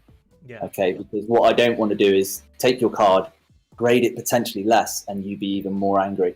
Yeah. We are starting to get that. We are starting to get people message us and say, I want a card in your slabs, and I'm like, it's great. Of course, yeah. Great. So, Elaine, PSA have a reputation. It's like the difference between Boohoo and Louis Vuitton. Boohoo are new in comparison to Louis Vuitton, but Boohoo recognize this and charge relative price. Yeah, I agree with that somewhat. Some people, I don't know whether you know this, but for example, Boohoo and Louis Vuitton, most of the time their stuff is made relatively the same. And also you've got to think of things like some people will just pay more because it's more money. Like a brand, a lot of the time, a brand, like you've used Louis Vuitton for example. Louis Vuitton will charge more because it doesn't matter if 10 people don't buy it, but the one person that does buy it, the 10 people that haven't bought it, they've made their money back, so it doesn't matter. Yeah, you've also got to think about the limited edition. Louis Vuitton is a premium luxury brand that when they do manufacture things, even though it's in the same kind of like potentially, you know, same context, generally like the materials are a little bit better most of the time and the numbers are more limited. Mm-hmm. You know, you're going to go on the Boohoo and there'll be 10,000 blue t-shirts. There won't be 10,000 of this Louis Vuitton t-shirt. That it's kind of like that. I see the point that they're making, but it's different. And when that comes, you know, to comparing grading companies, it's a really interesting sort of comparison to make. I feel that other than experience, prestige, and a proven market that PSA have proven, especially with this boom where getting a card graded with them and, it just sends the card price way up compared to it raw, we're actually going a little bit further. Like I say, we're giving you the option to have that detailed report in with your grade. PSA do not do that. Okay, you do not know who grades your cards in PSA. Okay, apart from the brand, the prestige, the quality control, which they rightfully deserve. And I'm not knocking PSA. I think they're fantastic. They're brilliant at what they do. Okay, you don't know who grades your cards. You don't know the experience of your grader. You can only go by the experience and reputation of the brand, unless they start to step forward and say, this is Kevin. He's been here for 20 years. He looks at 40% of our cards. Or this is such and such. He's that. Blah, blah, blah, blah, blah. Yeah. And maybe we'll start seeing that. Maybe PSA and these other companies will start going, Pokegrade have started something here. We need to start putting a name. We need to start putting a name to who grades the cards. Yeah. People's reputations need to start getting noticed. I'd feel awful. Do you know what? If I was a PSA grader and I'd been doing it for 10 years and the world didn't know who I was, especially after this boom, I'd be like, I'm the guy, like I've been doing this. I'm the experienced one. Yeah. And once he probably realizes what clout that comes with, he'll be like, do you know what? I'll start my own grading company because I am the guy who's been doing this for. Do you know what I mean? Yeah. Like it's. So yeah. Makes sense. You'll start. I think you'll start to see it with other grading companies in the UK as well. Yeah. I think you'll start seeing, owners and people starting to show staff and saying these are the people that do it. These are the people that do it. Because it just doesn't make sense to continue to hide them and say that they're whoever, Yeah. So Elaine's got, again, quite a few more comments here, so I'm going to whiz through them. Obviously, the comments are extremely delayed because of the chatting we're doing, and the stream's just delayed in general. Yeah. So she's put, depends on what colour the dust is. My belly button dust is black from my polos, which is a very strange thing to say. Okay. If we want to get technical, it depends on if it's a gloss or matte finish as well. Yeah, I absolutely agree with that. So, yeah. Then Lupu says, please don't talk about the colour of the dust. Yeah. Elaine says, every card is different. Poke Hunt says, how did you determine it was a 3 though? Which you spoke about already. Yeah, just have a little look at the grading scale. Have a look at the grading scale, yeah. Sonic Titan says, I agree, Elaine. PSA has a prestige, and as Pokegrade UK have said, they've created their own market, so their high prices are justified by the huge boost in value. New graders don't have that, so should be cheap. Okay. Not sure what. Price isn't based necessarily always on prestige. Price is based on time. Okay, if I'm going to sit there and grade a card in 1 minute, and you want the 1 minute wash, if you go to a car wash, if you want the 1 minute, okay, it's about that. This is how much time. Then of course that's going to be less. I.e., having no report. Yeah. Because I'm not then having to write down. It's up here, a few little notes, refer to the scale, bang, done. Yeah, but when you're getting a report, so that's why we're £18, for our Poker Club members. That's why we're 22 for non, because of the time that we put into it. If I was to do the process that we're doing now for £10, we would be out of business in it just wouldn't make sense. I'm not just saying this for the sake of it that we do this. You can see the descriptions. These are grade a card. I tell you what, guys, have a little look how we grade our cards. Have a look at the descriptions. Get one of your cards. Have a look at it. Inspect it. Okay. Write it down. Every note about every little blemish you can see on a card. Okay. Then input that into a computer. Then get someone else to have a little look at it and to check it and to make sure they're in agreement, and then confer. See how much time that takes, and you'll start to realise you'll be like, 18 quid, it's nothing. Yeah. I mean, it is. It to some people, £18 is. But in the grand scheme, when you compare that to time of what most businesses look to achieve per hour in an operational day, it's not. Yeah. It's just my personal view.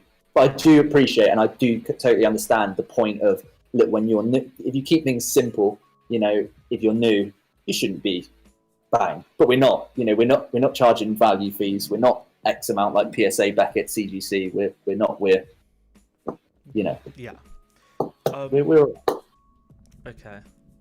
Lane also says, I think I'm a strong 12, but my wife thinks I'm a 6 nowadays. It can be very different.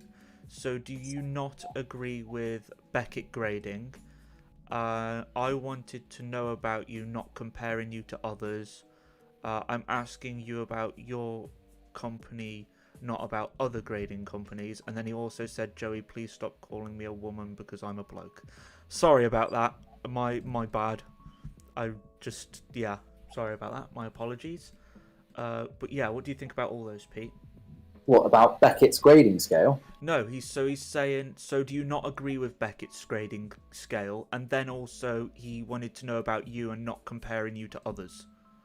It's not about what I think is not agreeing with it. Like, they agree with it. It works for them. Loads of people agree with it.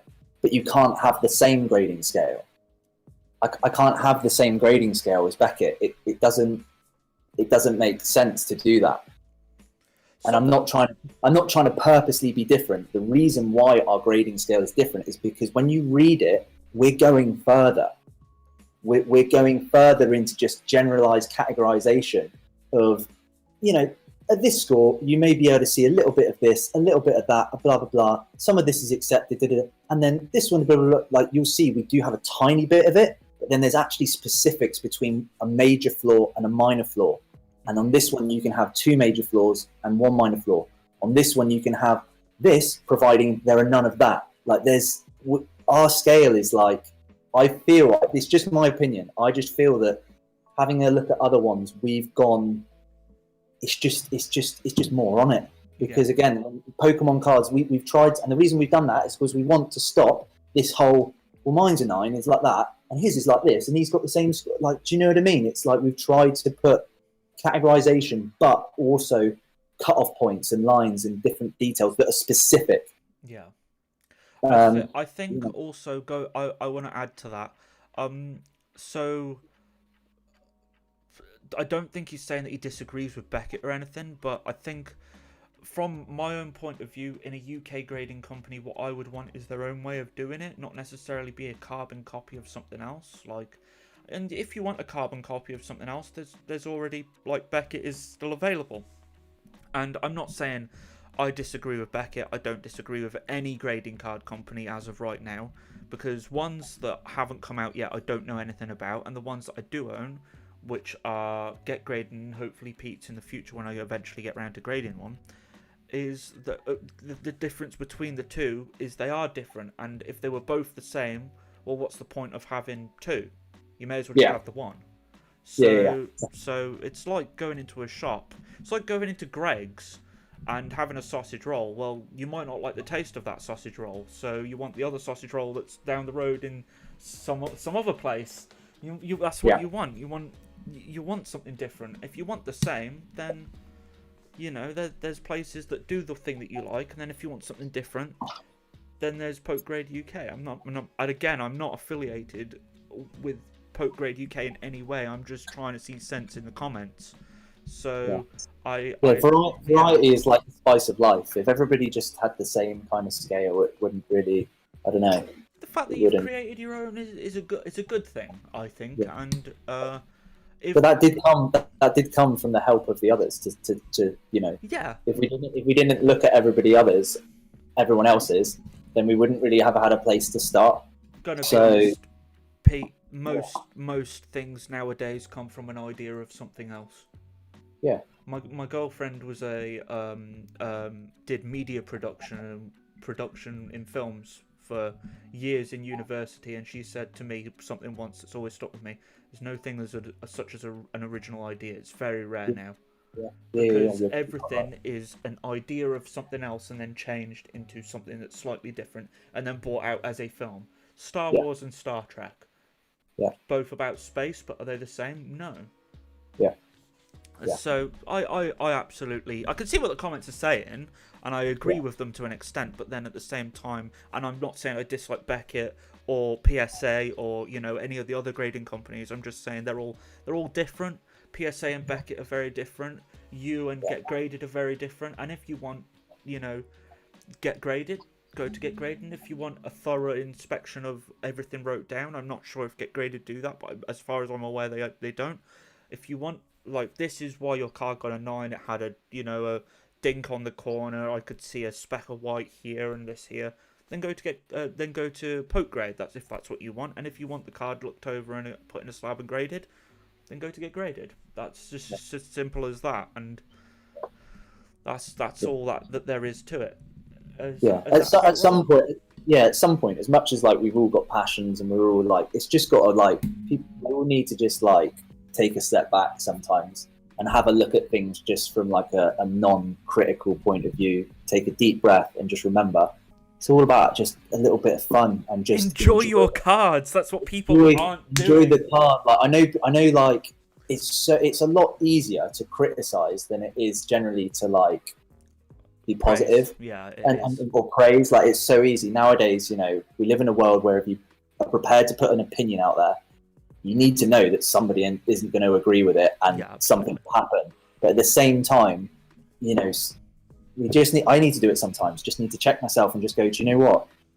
Forget about everything that's going on. Like this is all about being independent, creating freedom, interacting with people, and just like enjoying it at the same time. Because if I didn't enjoy this, I wouldn't do it. And I just hope that other people that are watching this video, that collect, that do it, don't get into arguments about why this company's better than that company and why there's that, and well no they're the company that's been around for 10 years, these guys are a joke, he's not got experience.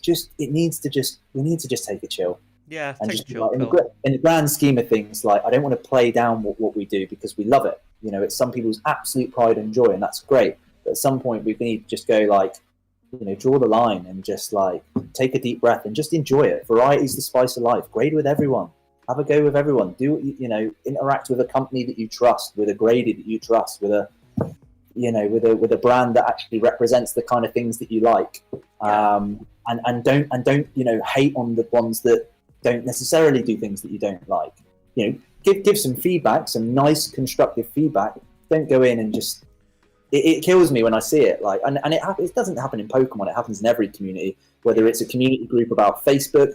My brother joined one, and it was about in the summer about lawn care and growing grass and doing grass. And people are just going off at each other about this BMW is not worth that, and that's not the way to do your lawn. And it's just like, that's why I stay away from Facebook. Yeah, it's very toxic. It's when there's a cult following of something and people love something. The drama that comes with it, unfortunately, is rather drastic. I've noticed. I was part of a hamster page on Facebook because I used to have hamsters, and the amount of abuse that you'd get if you mistreated a hamster or the hamster was in a cage that looked slightly small is ridiculous. Death threats and also I'm going to come and find your house and I'm going to take your hamster away from you. Like, please leave me alone. I love my hamster. It's the same with everything. You're absolutely right. It sounds ridiculous, but you're right. And it's the same with Pokemon. Pokemon's no different. People love Pokemon, and especially considering there's money involved, they just want the best for it, and that's understandable. Anyway, I'm going to whiz through these questions. So I say whiz through. I've been saying that for about 2 hours now, and it's still not got to the bottom. Should we go into quick fire mode then? Okay, yeah, sure. Because I've kept you for 3 hours, which is extortionately long, and I do apologise. Do this all day, Joey. Day's nearly gone. We got with Chili Creation. Did we do the Chili Creation? That could be a bit of a problem. £500 insurance. Someone sends in 10 cards at £20 each, and then the submitted cards can't be worth more than 30 each. Not many people will grade that level of cards. So to answer that question, at the moment you're only allowed to submit 5 cards.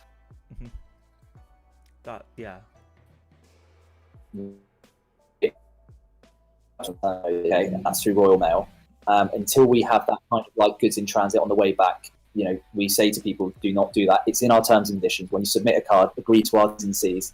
The T's and C's are very clearly on our page that you can go through and read through that information. There's a few chapters there, but they're not like pages and pages of info that are just like, Jesus, it's the important facts that I feel people should know before they grade with us. But we are in chats with Lloyd's of London brokers to find that right cover. And like I say, I've seen other companies that go like, oh, we carry a £10 million policy. What does that mean? Professional indemnity, public liability, employer's liability? Like, give us who underwrites the policy. What's the procedure when you claim? And we're, so far, I feel like we're the only company that have really I'm being open with you guys and telling you, don't send in a card that is worth 600 quid raw, because it will not be covered at this stage. Yeah. But please be assured that the cards that up to that amount are covered. And in the background, I'm speaking to underwriters, Lloyd's of London brokers, to find that specific insurance, because it doesn't exist. There's nobody's gone to a Lloyd's or a specific broker and gone, this is an ultrasonic welding machine. These are cards, collectibles that are worth this much. This is what happens when it goes into slab. Do you know what I mean? Mm-hmm. I'm sure PSA have worked it out, and other companies that are more established have got that. Yeah, but if you're grading with anyone in the UK, definitely, what's your insurance policy? What are you doing? How much are you covering me up to ask them. The question is always, who underwrites it? Send me a proof of your certificate of insurance with these details. If they don't, if they're not willing to, something's not right, is it? No. So. Okie dokie. Joker said, "Are you going to change the labels on the slabs? I feel like you've missed the mark and they lack anything special." I'm sorry about that. Yeah, we're looking at improving them in the future. Like I said, I don't really like to change things too much, but if we do get an overwhelming amount of people that say that they'd like something a little bit different, then yeah, we'll look to improve them. But for now, they're still the same. Hey, elaborate on that. Send me a direct message on Instagram and let me know your ideas and your thoughts, and we'll gain a collective, and then maybe something will become of that. One of the things we actually did do with the labels, this wasn't just my idea. If you follow us on Instagram from the beginning, I put designs up there where people would comment on to get to that stage of what they are now, the front and the back. So there was a process to doing that, but that was only based on the current following and the people that I had the ability to communicate with. But please, send your suggestions forward and let us know. There you go. And obviously, your contact information's in the description. So, Lupu said, "Thanks. When can you add the £9 per car no report option?" Oh, I'm getting hassled for this, aren't I? Yeah, you really are. That's like 6 times now. Give me a couple of weeks and I'll confirm it. Okay. Yeah. Joker said, "Isn't it 20/20? Like 20, then a slash, and then 20. I'm not sure what they're referring to." Not sure. Okie dokie. I like the labels for Pokegrade, especially the gold. Lupu's added Joker for that. Mm-hmm. Jordan's put, "Without sounding like a job interview question, where do you see the company in, say, 5 years' time? Like getting bigger and bigger, or staying a smaller company? Also, what other things you'd like to do in the really good future question with the company?" Really good question. So oh, we've lost Pete again.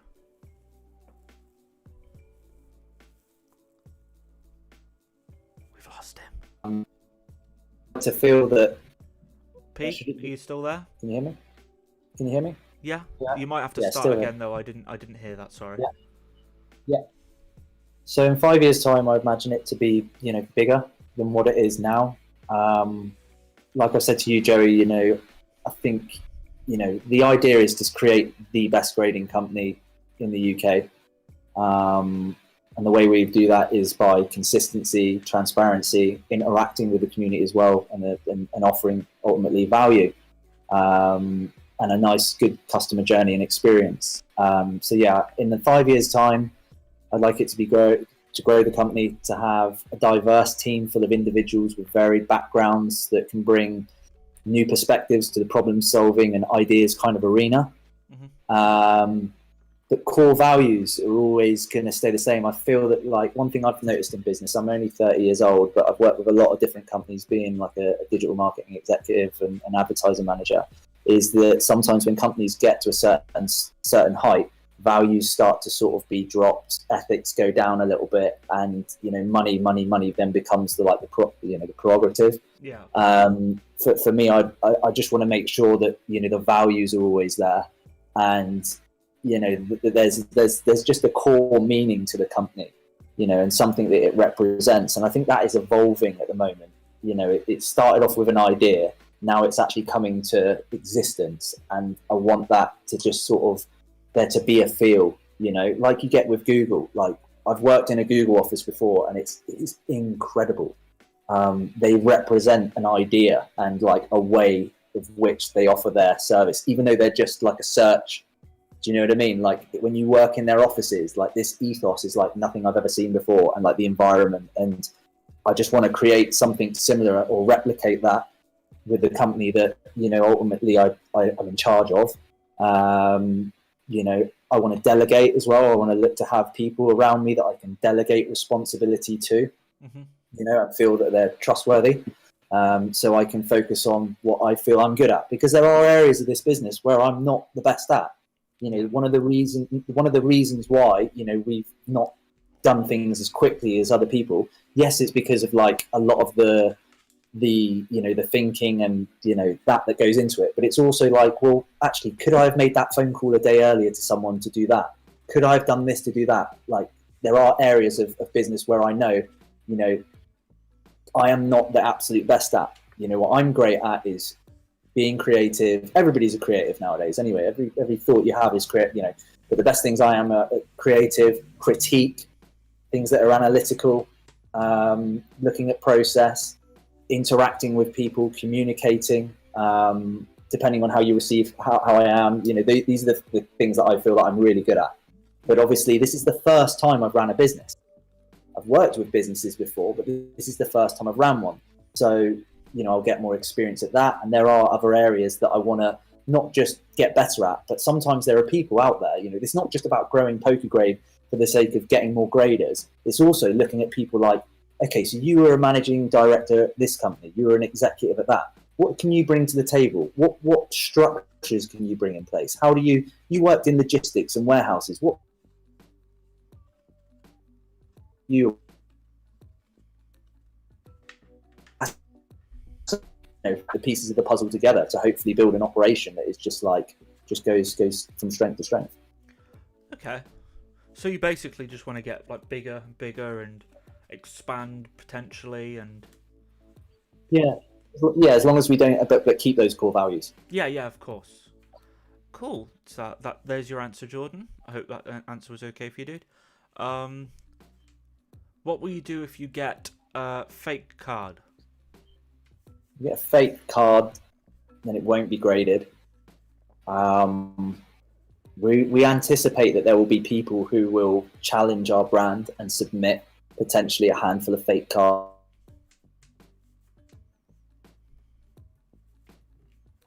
Like, based on the experiences we've had with the Poke Club membership packs, receiving tens of thousands of bulk, we've got pretty decent at like, here's a fakie.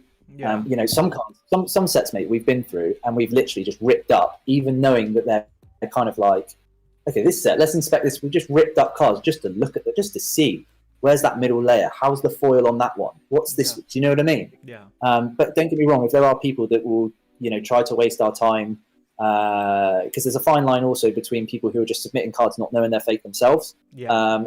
And there will be then situations when we'll look at, okay, well, that's fine. But if then it just keeps happening, clearly then we have to sort of make a decision and go, look, are you abusing this policy? You just need to stop. You can't. Please don't submit any for us for the next 6 months, because we need to focus on people that are not trying to do that. But fake cards, to answer your question, fake cards won't get graded. They're just you can put them in a gift slab if you want. You can put them in a gift slab with no authentication sticker. That's fine. That's all right. Yeah, that makes sense. Jedi said, does it matter how damaged the card is? If it's too damaged, would you return it? My first ever hollow French Venusaur I pulled when I was 7 in France. In French. I wouldn't trade it for a shadowless Charizard. Yeah, no, we grade any condition Pokemon card. Yeah. Okay. Even I think grade 1 at the very bottom, you've got to have a certain percentage of the card that is, you can't just send us like quarter of a card and just have that graded. You've got to have over a certain percent. So yeah, but yeah, any condition we will grade. Yeah. Okie dokie. I'm sorry, Pete. There's so many questions, so I'm gonna have to whiz through these. No, I don't have to go anywhere, but there is so many we haven't got to. Well, I'll give you another. We've got another 20 minutes or so. Then I've actually got to pick up my car from the garage. I had the engine light come on yesterday, and I had to get it into the garage, and I've got to pick it up. Okay. Well, should we whiz through these with the shortish answers then? Yeah, sure. Elaine said, "I think hairnet should be a must. For just in case dandruff. Facial hair is very cringy, so would be cool to see that. Maybe a shower cap." I honestly think it'd be a good idea if a hair falls in somehow. How would you remove it without damaging? So if a hair fell into the middle of the slab before the top then went on it, you take the top off, and then you would just take it off. The card's put in a sleeve, and then the sleeve is put on the slab. The label is then placed on, and then the top's put on. If you then saw there was something in it, you simply take it off and make sure that hair isn't in there. I think that's just general, I do understand the point of people wanting to have that kind of confidence that things are clean. I like to think that I've shown that is important to us, but I don't necessarily want to enforce onto Jano. This is what you've got to wear. It's supposed to also be a balance between making the customer confident and knowing that they're not wearing hairnets, but they're going to do their absolute best to make sure things don't happen. But also just making sure that the conditions of grading it and being in the office are comfortable. We're not eating slabs. It's not going to get into your food. Do you know what I mean? It's a different kind of. It's a great point. I hear what you're saying, but at the same time, it's people want to feel comfortable. In the office. And you're grading cards. We're not baking bread. But it is an interesting point. I'm very, very, very conscious of that. You can't discriminate either. If somebody came to wanting to work in the office and they've got dreadlocks or they've got loads of hair or whatever, you can't discriminate necessarily. You can't then just say, well, no, you can't have a job because of this, that, and the other. Blah, blah, blah, blah. I need to look at that. I need to look at that, and it's all things to think of. These are the exciting things of being at the helm that you have to go over. Yeah, absolutely.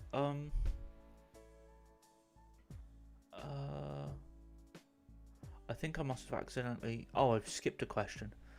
Does it? Oh no, doesn't matter. That's we've read that one. I just saw on your website and saw a graded card. The number is not centering correctly. No idea what that means. Yeah, please let us know what we spelt centering wrong. I just went on your website and saw a graded cards. The number is not centering correctly. Sorry about that. I don't know what you mean. And then obviously we had Elaine say about the hairnet, shower cap. I can't post the link here, but it is the 2021 Full Art Japanese Blaziken VMAX grade 9. The number 9 is off center. Is he referring to the print on the? I'm assuming. So yeah. So with the printing sort of side of things. Now, I just want to be clear on this. Now, when you actually print the number on the label, there is a slight little bit of leeway of where it won't be dead center every single time, because we use like a thermal printer and it's got like a foil, and sometimes then they're not. If you were to sit there and just go every single time, like you print like so many labels off. Sometimes it's minuscule. It's very minuscule. That's but yeah, good comment. Fair play.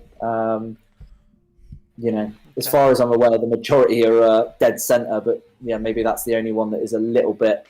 Yeah, and don't get me wrong, if we print some and they are like way, but then a line has to be drawn, and it's like, you know, it's fair enough. Cool. Terry D says, I can't wait to get mine back. Cool. VI Kings Gaming, nobody will send a good condition base set Zard because you've literally just said it wouldn't be insured with you guys.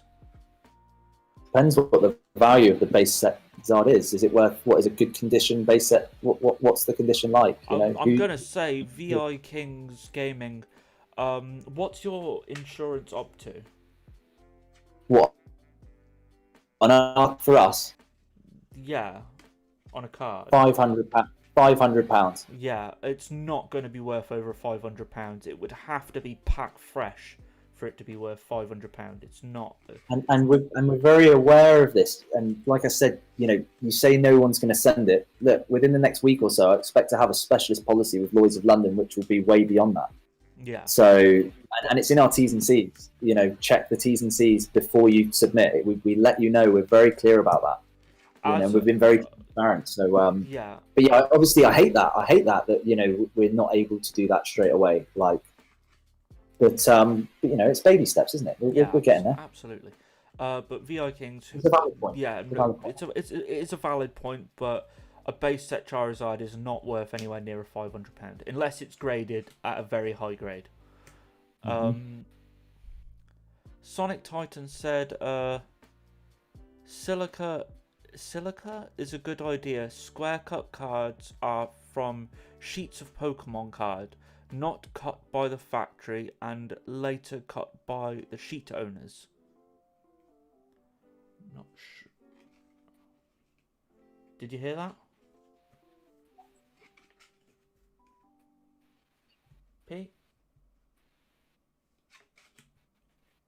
Are you still there? You kind of broke up. It broke up a little bit, but I got something about cut cards. So he said silica is a good idea. Square cut cards are from a sheet of Pokemon card, not cut by the factory and later cut by the sheet owners. Awesome. Great. Yeah. Okay.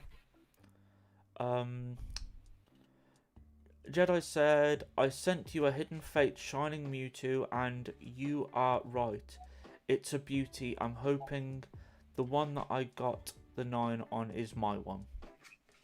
Hopefully it is, yeah. Like I said, we've only graded one of them so far. So if that is, I think there was another chap who commented earlier. If he sent them as well, we'll have it in the bundle, in the packages that we're waiting to go through. Okay.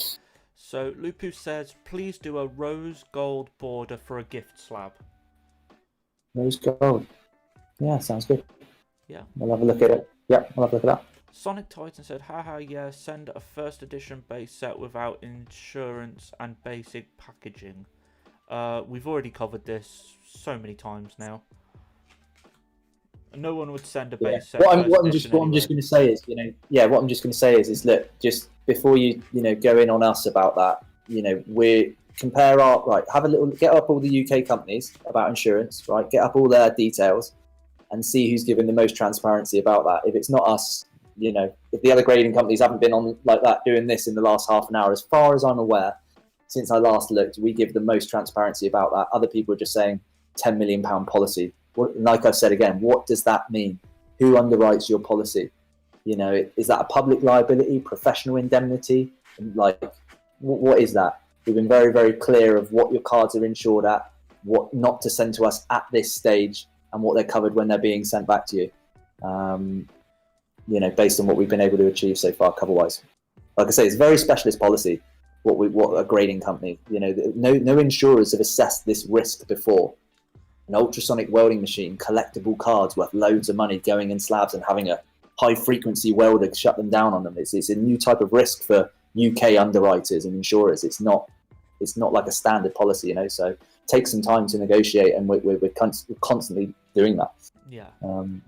So VI Kings Gaming said, but 1 per month is okay, lol. Not sure what that's referring to. Do you know what that's referring to? No, you can submit up to 5 cards a month at the moment. Yeah. Poke Hunt says probably orders beans at KFC too. I have no idea what anyone is talking about at this point. Might just get some. Yumpy. Hello 838 says KFC. I might get some for my tea. I wish I could get KFC. Joseph Palmer says, have you guys had any experience with grading whatsoever, or are you just charging us for the slab as you have no experience? Already covered this, so I'm going to skip it. Unless you want to elaborate. Yeah, so obviously we've had that question quite a few times, and it is very, very common. Yeah. We also, so check this video, but if you want an answer as well, have a little look on our grading services page, and there's a paragraph near the bottom that says know your graders, and it's basically a description describing that this is the experience that we've had with Pokemon cards. And you know, this is the start of our journey. You know, please don't be under any illusion that we're making out that we have prior grading experience. As far as I'm aware, you know, I'm the only person that is actually publicly come out and said that I'm a grader and this is what I'm doing. And every single day, you know, we're gaining more and more experience whilst putting them in slabs. So, you know, yeah, we're doing our best, buddy. You know, we really are. Yeah. Poke Hunt said, if you can do it, so can he. VI Kings Gaming said, I'm blind, so can I do it? I want to know how you're typing so well, considering you're blind. So, Jordan said, in response to cracking a card open from PSA and sending it somewhere else, you could crack it open and send it back to PSA and get Bob who grades instead of Jeff, and Jeff in a bit of an iffy mood, and you could end up with a better or worse grade. Yeah, it's a good point. Potentially, but it shouldn't be like that, and that's why we've created our scale. It shouldn't be like that, which is why you've got your scale. Your scale, absolutely. Yeah. So you should be able to. Like, I'm sure some people will probably do it. You know, there should be a situation where, you know, they'll test us and they'll grade it, they'll get a grade, they'll crack it open, they'll send it back, and they'll see what they get again. Yeah. But I'm telling you now that the description will be similar. We'll point out every single little flaw, every little discrepancy, like every little imperfection, and then that will correlate directly with the grading scale. So, and that's the whole reason why we've done this, and why we charge a little bit more than, you know, our competitors that are £3 cheaper for the same turnaround time. It's So Elaine said, do you get all your equipment calibrated? It's important with precision services. No, there's no calibration with equipment. We use a basic centering tool. We use, obviously, the magnified headsets for magnification. We've got different lights that we use. As far as calibration, I mean, again, please elaborate on that. If there's any specialist tooling that you feel could help us improve our process that I'm unaware of, then please send me some links. Let me know if I see that it will. Does he mean, with calibration, does he mean just making sure it's all working correctly? Is that what he means by calibration? Or am I just imagining that? No? I'm not too sure. No idea. Sonic Titan said, how long until you have slabs that don't need penny sleeves inside to secure the card? So, yeah, give us. I'm pretty sure the PSA have penny sleeves inside them. To answer that question, give us a couple of months. The first amount of reinvestment we'll do will be into most likely be a slab that doesn't require a penny sleeve, but also has its own kind of uniqueness to our brand. So give us a couple of months and we'll have that. All right. I'm pretty sure PSA don't use Penny sleeves are a good extra little bit of protection. Like, I know that people don't like them, but they're a good extra bit of protection to have.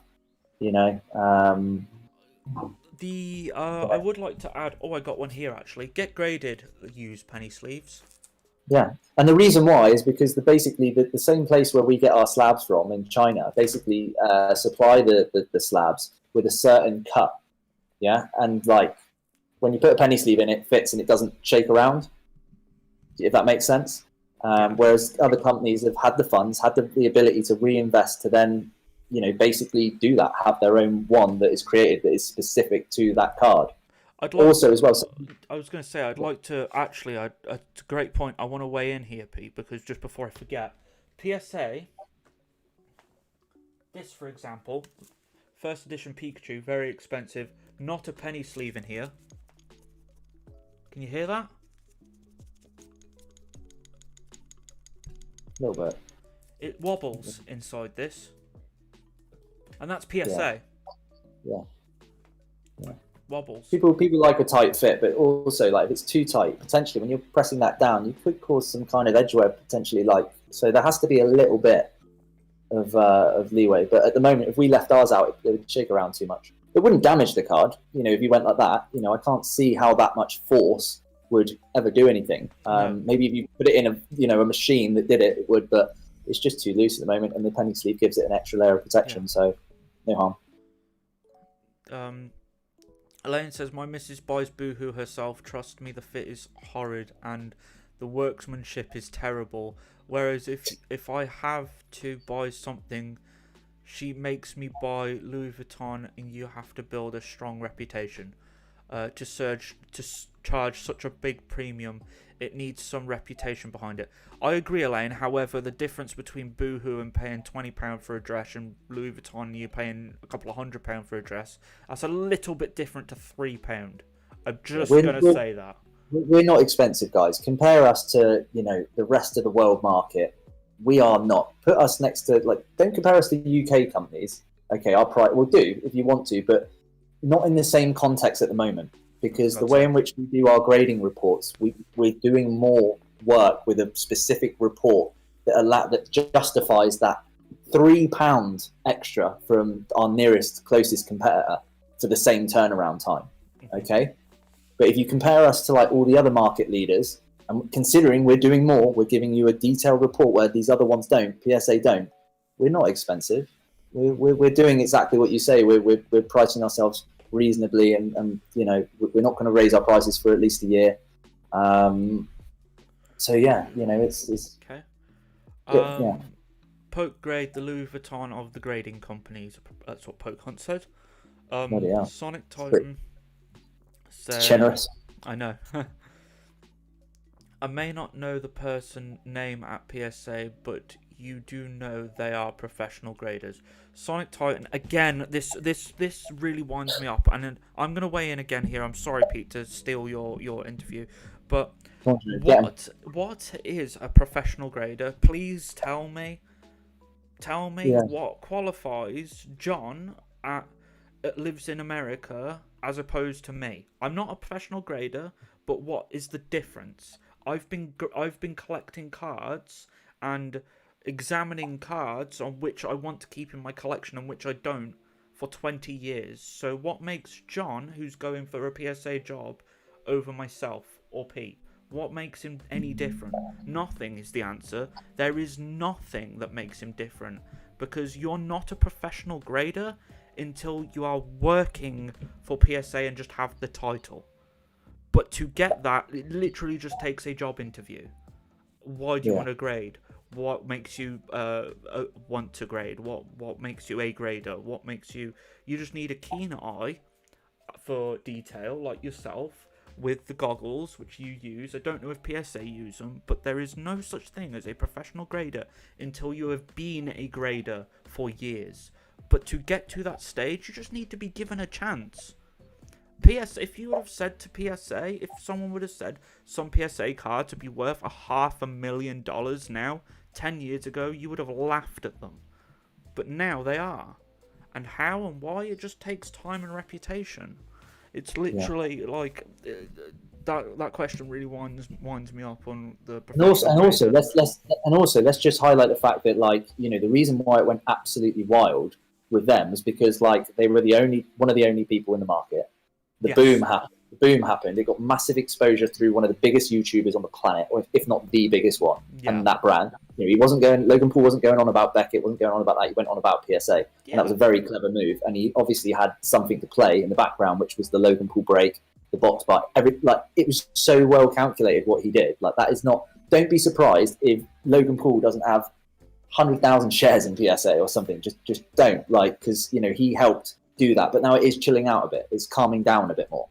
So, you know, and I get it. If you're a PSA person who's bought a PSA card recently for a certain price, and now it's starting to calm down a bit, and you're trying to protect it from an investment point of view.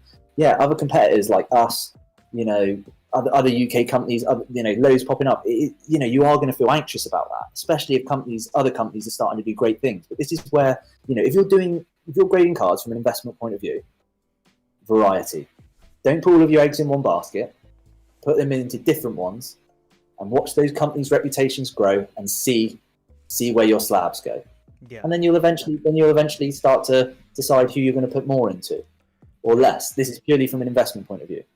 I feel there were so many people. Do you know what? When we first started mentioning the idea in Facebook groups about doing a grading company, the amount of abuse we got from people who are PSA fans was absolutely disgraceful. Yeah, it was, but I knew where it came from. It came from fear. It came from fear of people, you know, having invested so much money into PSA and these fees and everything, and then them worrying about, you know, that value potentially being affected in the long run. If there's a company in the UK that have then been around for 5-10 years that have actually started to grow, and then PSA's then gone, like, do you know what I'm saying? Like, because at some point there's going to be a cut-off where the value of a card won't matter if you've had it from a company that have been grading 10 years or 20. It just kind of won't. Like, that's just what I feel. People might disagree, but that's just what I feel. The one question that always rattles me is, like you said, what makes you a professional grader, or what's this about professional, what's that professional? It just winds me up, because you're not a professional until you've been given the title. That's literally all you're given. But before then, we're a professional company with you know, professional and professionalism. If you look up the definition, it's just basically having a certain set of standard and doing something a certain way. You know, and having procedures in place that allow your product to be kind of unquestionable, you know, and you just can't criticize it to a certain point of view. It's professional. But yeah, like it's weird, because if you was to say to people you're a grader at PSA, which you haven't been, and you're quite open about that, if you was to say that, people would be fine and not even questioning you right now. However, because you're not, people are questioning you. Even though, if you was to live in America and apply to a job at PSA, for all you know, you might get it. Yeah. So the professional comes from the company and the ethos of the company and what that represents. Yeah. And PSA, it's not about their graders being professional. It's about PSA's standard being professional and their quality control being professional. It's up there. Yeah. You know, out of 1,000 slabs that go out for PSA, you don't get too many problems. No. And professionalism will grow within the UK when you start to see a similar thing.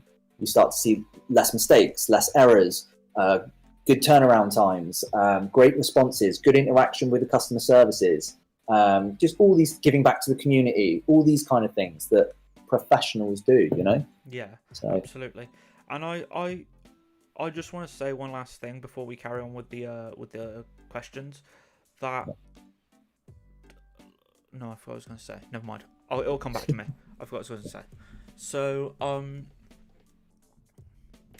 so that was from Sonic Titan, and I can see the wanting to know and everything, but yeah, I just don't get the whole professional thing, because for all you know, PSA may change their employees every couple of weeks, and you won't know because they won't tell you. Yeah, and what people are probably thinking as well in their heads is, because they've always been told by people that, I bet you there's so many people out there that want to start their own grading company. I bet there's many of you out there that would love to, but you've been told that you can't. Because I've been that person, and I've been in those groups when I've mentioned about it. I remember 6-7 months ago when I mentioned it, and I thought, do you know what? and the amount of abuse and backlash I got from people because they gave me this line about you'll never do this and you're not professional and blah blah blah blah blah blah blah blah.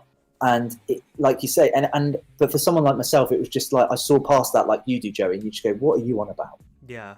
Like, what are you, there is a point to a certain point about the company having a reputation, but as far as you not being a professional, doesn't mean that you can't do anything. If there are people out there that want to start something or go and do something, but they're being told that they can't do it because they haven't had prior experience, go out and get your experience yourself. Go and do it, and don't let any of these people in Pokemon groups, in Facebook, in any of them, tell you otherwise. Facebook just don't allow it.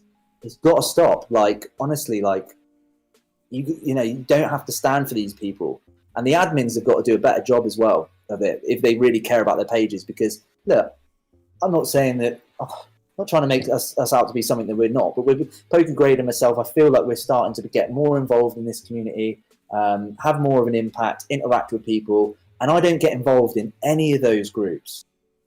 Probably for the similar reason why you recently created your own one, Joey, because some people that control them just allow this toxicity to exist. Yeah, and that's fine. Maybe it's good for their rankings to just have people going at each other, but it's just like it's not right. Come on, I many years ago when Facebook groups first become a thing, I had to make a Zelda one because there wasn't any, because I love Zelda. Yeah. And then I got really heavily into Funko Pops, and the amount of idiots on the Funko Pops pages, I was like, I hate this page, I'm going to make my own. And that's now actually one of the biggest Funko groups on Facebook as a group. And I had the same with Pokemon when I was trying to get back into Pokemon many, many years ago. And I was like, I hate these Pokemon groups because they just allow bullying. And I just didn't like it. So it's toxic. So we've had it a few times, like on the Instagram and the page where there's a line where they've like, said something, and it's like, okay, like fair play, like that's how it is. But then some people have gone in like so hard and so rude, and I've just not tolerated it, and I won't tolerate it. I'll always listen to good feedback, even if it is like harsh and it hits the nail on the head and really is like a dagger. But if you start getting rude and start being like a certain way, you're just not the type of customer that we really want to serve or have the customer. And I don't mean that from like an arrogant point of view, but every business does this. You'll have worked for companies where sometimes you'll have nightmare customers or scenarios where the kind of company takes a situation and goes, no, we're just not going to tolerate this, and we don't actually want to interact with you as a person, because look, everyone's entitled to opinion, everybody's entitled to give bad feedback, constructive feedback. But when you just start going in on people, like you see in these Pokemon groups where people like argue and just like keyboard warriors, it's like the thing is with Joey, I'd love to be able to just feel like, on some downtime, I can go into the Facebook groups, maybe share some stuff, letting them know, hey guys, this is what we've been up to, blah blah blah blah. But I don't, because I know that I just know what will happen. There'll be a load of people that will just go straight on the attack without really sort of having a real understanding or have bothered to sit and watch a 4-hour video of me and you talking, and they'll just go straight on the assumptive. And like it's a real shame, but at the same time I don't lose sleep over it. You've created a great group. There is one group that I speak to the admin of quite a bit, but I don't really comment or tell. I don't even think he knows I'm the guy of Pokegrade. I don't think he knows, but he will now. Yeah. Well, maybe he will, yeah, but it's just a shame, and I just want to put a message out to those people. Like, look, if you literally wake out of bed in the morning, and you're something's not going right for you in life, or you've got problems, because we all have, we've all got issues, we've all got things that go on. Please just think twice before you start going in on somebody else. This may not just be me. This may be someone else who's just said something so like, ignorantly, without realizing that they could get a backlash. Because I've been in that scenario when the immediate thing is to react, to get a little bit flustered, to be like, oh, like that, but you've got to be able to breathe, and some people can't do that, and they get in a debate that literally is just like, it's just not healthy. So if you're one of those people that's like, you're having a tough time, if something's happened in your day, please think twice about just like going into a group, with Pokemon, and just like spreading hate. And controversy is great. I'm all for different points of an argument, like, definitely, but there's far too much that goes on at the moment in this community that is just so toxic, so horrible. And I'd just love it if people would, rally together a little bit more and just like, have a word with these people. And if they can't change, just get them out. Yeah. Get them out. They're not wanted. There's no reason for this. This is especially for the kids coming into this. What kids are going to want to come into this and continue to make Pokemon popular if they go into the biggest groups on Facebook and on social media and there's just people arguing and having a go? It's just horrible. It's just Nice. But sorry, I won't go on anymore. That's okay. No, I'm exactly the same. So where were we? Chili Creation said, massive thank you for taking the time to answer the questions and being open and honest, and thank you, Joey, for another amazing video. That's our pleasure. Thank you so much for coming. Please do like this video if it's been of some use to you, and subscribe to myself, and then go and subscribe to Pokegrade, and go and check out the website, and so Hollow Raichu, who is a lovely Patreon of mine, thank you so much. I'm sorry if this has been answered, but I had to go out. Would you be looking to add any graders in the future, and if so, how would you go about the process? Yeah, so if you're interested in potentially becoming an employee of us in the future, once we look to expand, or hopefully if we get in the situation where we look to expand, please just send an email to myself, which is pokegradeuk@gmail.com. Tell me a little bit about yourself, your experience. I'm interested in where you've been around the world, what experiences you've had, anything that you've got that you feel might be transferable, clearly your education. Just tell me a bit about yourself, and I'll keep those. That's how Jano got the job. That's how Jano did. He sent me an email, sent me his CV through. We spoke a few times. I got him in doing some cards, and he's now part of the team. So yeah. Fair enough. That's absolutely cool. Lane said, to charge a premium, I think you should have done an opening price and then eventually get to your premium in stages rather than just going so high. Yeah, it's a good point. I mean, we could have pretty much given the service like a lot cheaper, and just taken a massive flux of submissions, and get the name and the brand out there and people experience with it a bit more. You're quite right that I just decided to do it a different way. It was risky. I know it's taken a gamble, but it's just I'm happy with how it's been. The first waves come in of about 140 odd cards, where we're getting trickles sort of every day now. But I'm happy with where that has been. It's given us the ability to deal with the cards in the right amount of time scale, still be able to service the Poke Club members. And like I say, with no rush, like it says on the grading page, the service page, we're in no rush. We never have rushed, and we never will. So yeah, but you've got a good point. Cool. I could definitely probably help myself a lot more by making it cheaper and then appealing to more people and having loads more submissions and loads more to worry about. But I'm happy the way we've done it at the moment. But keep your eyes peeled. I think one thing we've established in this video is we need to come up with a service which perhaps doesn't have the report in it, and then is a little bit less. But I'd be interested to see if other companies do the same, if they then decide to come up and offer a same detailed report, and have it compared directly to a grading scale like ours, and charge higher. So maybe we'll shake things up a little bit there. Who knows? Yeah. Elaine said an added addition to what you've just answered. But of course, some people work quicker than others. I mean, I spent 2 hours making a cottage pie. My missus can do it in an hour, and it's still just as good.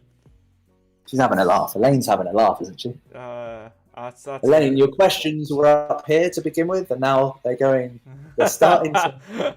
You start your questions are starting to take a dip in quality, sir. You've gone from the best question. You've gone from the best question of the life to talking about cottage pies. Brilliant. Okay, so Joseph Palmer said, it's not prestige, bro. I'm sorry, but PSA have actual graders. You guys have no experience. That's why people grade with PSA. I'm sorry, but Get Graded is an example of how to price it. You guys are too pricey. It's a fair comment. It's a fair comment. That's That's a fair comment, and we can't really say much to that. I mean, but again, when you compare our prices, I just want to reiterate this again. So the same turnaround time from us to PS to get graded, I believe, based on what someone told us earlier, 4 to 6 weeks they charge £15.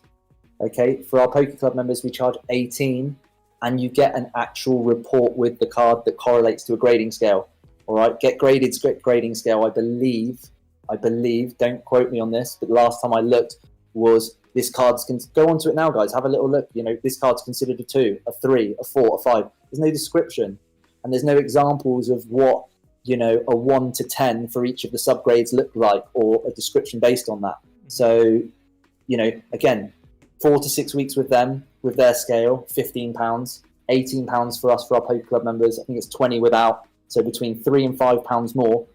2 graders looking at your cards. You know who the graders actually are, the people that are grading your cards, not just if they fired another employee or whatever, or someone else has moved in and been there a week.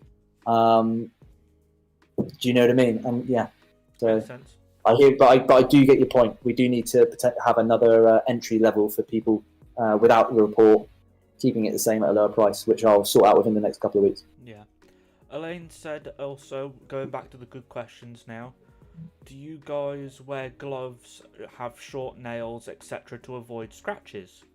Yeah, short nails absolutely necessary, without a shadow of a doubt. Sometimes you do wear gloves as well, because I remember you showing a picture of your... the gloves, the white gloves were worn just for like aesthetic, and when COVID was really at sort of like the peak times of handling people's cards and stuff, it was just a little added bit of, if these cards are going out to people, I should probably wear a glove while we're sorting them. But with grading, we don't wear cards because also the material of the glove actually potentially could damage the card as well, like the lint or the, you know, even if it's a tight one. So we don't want that coming into contact. Clean hands, short nails, and yeah. So you know, you got to I actually don't have to have that problem. I like sometimes been so anxious in the last like couple of weeks. You know, I've bitten most of mine off. So fair enough. Yeah, you don't have that problem with me. Poke Hunt says, I think you're trashing on Get Graded a bit, saying that they don't overlook their cards. I would like to go first. I think Get Graded are okay. I would never ever tarnish another grading company. I like Get Graded. I think they're alright. So I'm sorry if that's come across that way. I personally can't see how we've insulted them. Have you said something? All we're doing is just stating facts, which is, you know, comparing our grading scale to, you know, or highlighting our grading scale compared to theirs. Yes. And then trying to justify to you guys as the audience where I feel the value is coming for. Because what people are coming in and saying is that, well, you've done it at this price, Get Graded are down here. And what I'm trying to explain is, no, just let me explain the reason why there's that slight gap potentially, and asking you guys to you know, investigate yourself, have a little look how our cards are being graded, looking at the reports, compare it to the scale, then look at their scale that's on their website. That's all we're trying to say. You know, like I said at the beginning of this video, you know, somebody asked, what do you think of Get Grade? I said, I think they've done a fantastic job. They've come to market first. You know, they've been resilient. They've taken a lot of abuse to begin with, but they've turned it around. They're giving back to charity. You know, and they're going in a direction which is like, you know, which is great. Like, and I can't sit here and slate that at all. There have been interactions with a few people or at least one particular member that works with them, which wasn't so pleasant. You know, very provocative, commenting on our posts, saying that we use glue on our slabs. You know, whatever. The company are going to do well. They're going to do great things. But all I'm doing here is comparing our grading scale to theirs and trying to justify to you guys the value. To be honest with you, I want to weigh in again, actually. With Pokemon, what his comment is, a lot of people bought up Get Graded first. We weren't even talking about Get Graded until people bought them up and started comparing Pokegrade to Get Graded, which is a fair comparison because they're the only two currently, I believe, running grading companies in the UK. So it's a fair comparison. But when you want comparisons, you do have to be factual, and you have to weigh up what Get Graded do extremely well and what Pokegrade do extremely well. And you need to, when you talk about them both, you can't say, oh, well, Get Graded are cheaper, so I'm going to grade with Get Graded. You need to talk about, okay, well, Get Graded are cheaper, so why are they cheaper? What are they offering, as opposed to Pokegrade, who are £3 more expensive, but what do they offer additionally for that £3? Well, you get a report, you get this, you get that. Okay, so, and Get Graded, as far as I'm aware, don't offer that. That's not that's not slanderous. That's just being factual as of right this second. Yeah. Also, and I just want to weigh in as well, and I want to say this. Look, surely there's some value, hopefully, in being transparent, and also like showing the level of interaction within the community, and showing that I care. Like, please tell me if you know there's a company out there on the planet grading wise that has been as transparent as what I've been, not only as an owner, as a grader, as somebody supplying cards to people, telling you every detail, not just about us, but also commenting on others as well. Like, you know, I don't think there is. Like, I see some others do some live videos and stuff, but who takes the time to? I'm trying to show you guys that, you know, Pokegrade is a company that really care about what we do. Yeah, we've been live for nearly 4 hours now. Yeah, it doesn't feel like it. I'm having a good chat. It's like one of my podcasts with Tofu, which is every Monday, if you're interested. So, but yeah, no, going back to Get Graded, like I've graded with them. They're okay.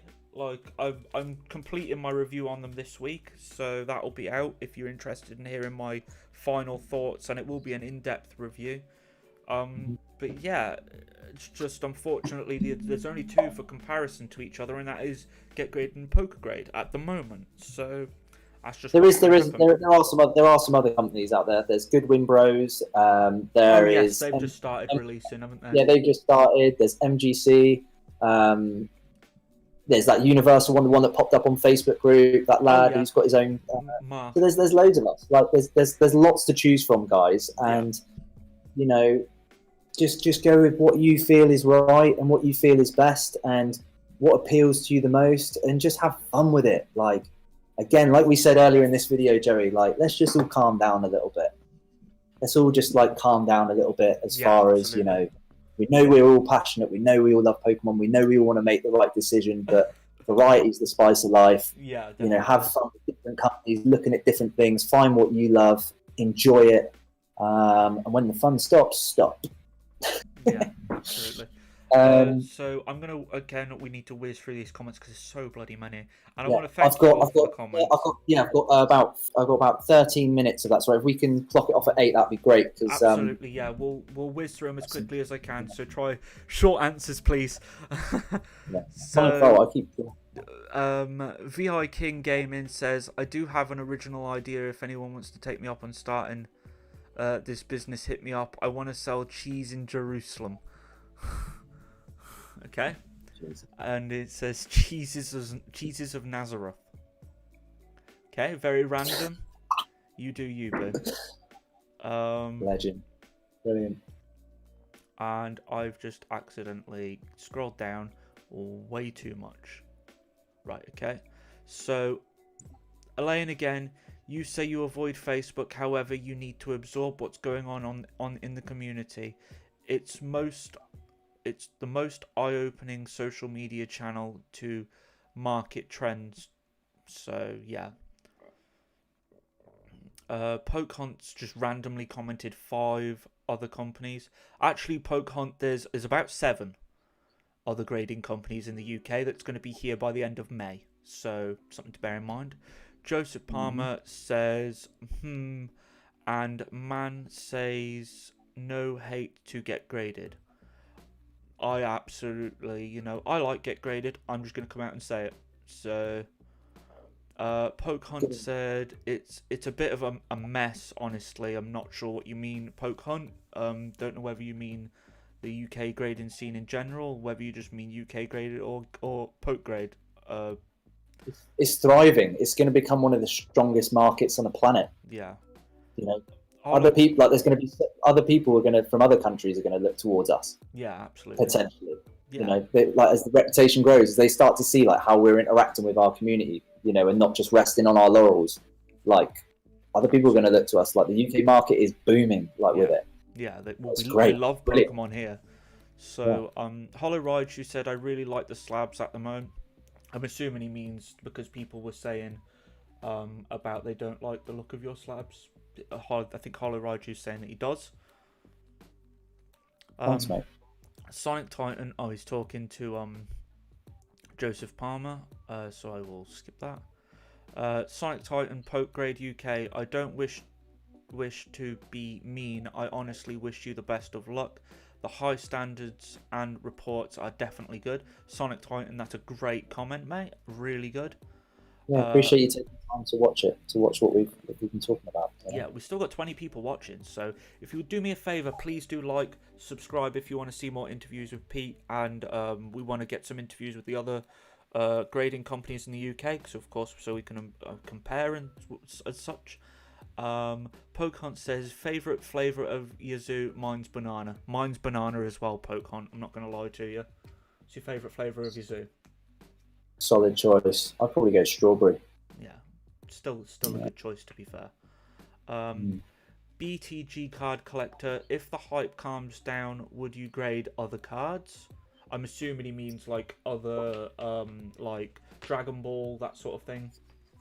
It'd be separate brands.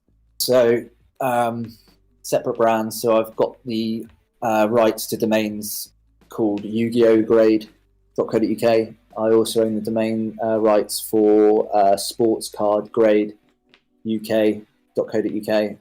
When we look towards other cards, they will be under different brands specific to that kind of collection. Interesting. So you have looked at this is another big thing. Like I just don't believe all cards should be graded using the same scale. No. I can't like. It just doesn't feel right. Like when you get I mean, it's borderline enough with like Japanese and like, do you know what I mean? Like Wizard of the Coast or whatever, or the varied in Pokemon. But when you're talking about like sports cards and Yu-Gi-Oh! And different types of, it's like, how can you give the same grading scale? That's where they've become so generalized. That is why PSAs is kind of generalized. That's why everybody's giving this generalized kind of scale. It's because it allows you to just like apply any card from any TCG and just generalize a condition and then just give it a number. Whereas ours is so much detail about, you know, major flaws, minor flaws, and stuff like that. Like it's just it's. But yeah, we look to. But you know, I don't know anything about Yu-Gi-Oh cards. I'd have to start buying thousands of cards, looking at all the collections, looking at all the sets, and diving into that. But for now, we want to become the number one for Pokemon. We want people to know that in 5 years' time, if you've got a Pokemon card and you want it graded, you go to the people that deal with Pokemon cards. Yeah, it makes sense. Okay, that's what we deal with. That's what we want to focus on. Yeah, that makes perfect sense. VI Kings Gaming again says, no, it doesn't make sense. What do you mean? You print so many labels off, but you only slabbed 45 cards. I don't understand what you're saying. Pokehunt says, need to keep up to your maximum of 5 card submissions. Yeah. Crystal Guardian says, I've submitted my Hidden Fates Charizard. And then says, for when it comes back. I'm assuming excited for when it comes back, I'm assuming. Pokehunt, hope it's not worth more than 500, Crystal Guardian. Hidden Fates Charizard is not worth more than 500, I can tell you that. And Pokehunt, you should know that with the name Pokehunt. Joseph Palmer says, stop trashing, get graded. We've already covered that. Crystal Guardian said... I feel like the Get Graded employees are in here, in the chat going... I like Get Graded. I wish people would stop saying that. I've honestly got about 50 Get Graded slabs, so I wish people would stop saying that. If it wasn't for Get Graded, I'd probably have released our service, later. They're the ones that have kept me on my toes. I think, I've put ideas out there with Gift Slabbing that they're now taking on board. We're good for each other. Like, it's a healthy thing. And of course, companies are going to look at each other and go, well, look, I like that this idea. is what they're doing, and this is what we've done differently. Yeah. That's how you find yourself a position in the market. Is you go, look, this is what our competitor does. Competitor analysis is like one of the most major things within any kind of business's plan. Yeah, and strategy. McDonald's and Burger King and all that. And talking about that is like transparency. It's saying like, look, this is what these guys do, but we want to do it like this way. And they're only going to take that two ways. They're going to be like, oh, the wrong way, or they'll go like, fair play, let's make that better. And I feel like, we're getting like, they're much better than what they were when they first started. We've started at a really, really good level, and they're going to do that. We're going to keep each other on our toes, and it will be this battle forever. It will just be, that's what it will be like. And I welcome it. I welcome competition, because without it, you just naturally will rest on our laurels. Yeah. But sometimes when other people are chomping at our heels, it makes us go further. Yeah. So don't think that you sit here trashing them. If anything is said to them, it's like about them. It's like, these are just my opinions, and who am I to sit there as the company that didn't even make it first to market, who hasn't done 3,000 slabs, would sit here and honestly like slate them? Yeah. Like out of what, jealousy or what? Like, it just wouldn't. There's no reason. No, there isn't. So, but what we are doing is just talking about their grading scale and then just saying how we've done it differently. As my camera turns off again. So, Joseph Harmer again saying stop trash and get graded. Crystal Guardian said, it's not about that for me. I really want to give Pokegrade UK a good chance. Good for you. Thank you. Please. Joseph Palmer's come back with, it's the 10 million policy. That's what get graded have. Okay. Pokemon says Braille,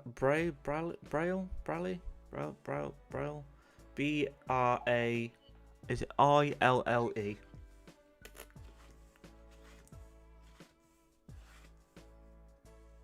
No idea. What was that? B-R-A-I-L-L-E.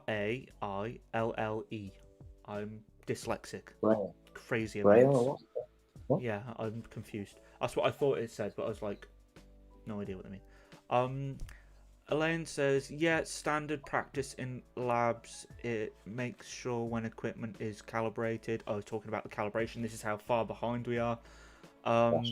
Poke Hunt said, well, if it moves, it can damage the card. You're not comparable. You've slabbed 40 cards. Okay, Poke Hunt. I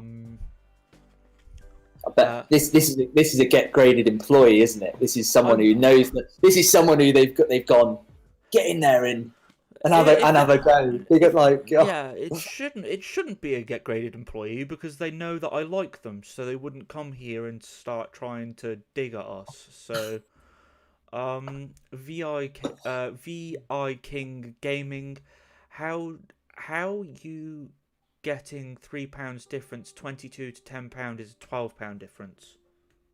Okay, we've kind of been over this on the turnaround time. 4 to 6 weeks. We get graded, I believe, is 15. So we've been told. Poke Merch have a deal on at the moment of £9 a card, and yours is 15, I believe, isn't it? Ours. Yes. Ours is £18 for Poke Club members, 20 for non-members. But like I say, that's just for one card. If you submit 5 cards, then it goes down to like £12 a card, with the report. That's where I'm getting confused. So you've got to take this in the full context of like our different options. Yes. You've made a good point there.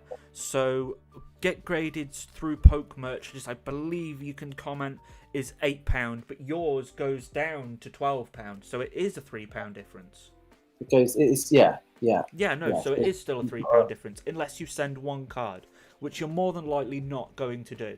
So Elaine said, do you get a student discount? Would be good to see that. My wife and kids have booked me on a course for cooking, so it would be nice to have an offer of a student discount. Sort of adult learning. I'll have to think about that. I'll have to have a little think. I think it's a good idea. Like, definitely a good idea. There's a lot of students out there that are collectors, so yeah, that would appeal. It's a great idea, Elaine. I'll have a little look at that. We'll just have to think about how you would prove you're a student and sending photos of ID, how we would store that and how we would store that data. It's a great suggestion, but potentially a lot to think about. Yeah, cool. So Jimmy James 64 said, I think that's fair. I'm not sure, because we're so far behind, I'm not sure what you're saying that about, and do apologise. Ryan Cheeseman said, I've sent some cards to get graded and had a good experience so far other than the delay on confirmation emails. But otherwise, really good, no complaints. I'm looking forward to receiving them back. I have also bought quite a few on eBay because I like the look of the slabs. I have also sent some cards to Pokegrade UK and also had an equally great experience. I'm happy with both price points because I'm sending different cards for different reasons. Great comments. I agree with everything that Ryan's just said. I'm glad he's giving everybody a chance, which is what I'm hoping to do. Well, I will be doing. And you're going to have different experiences with different grading companies.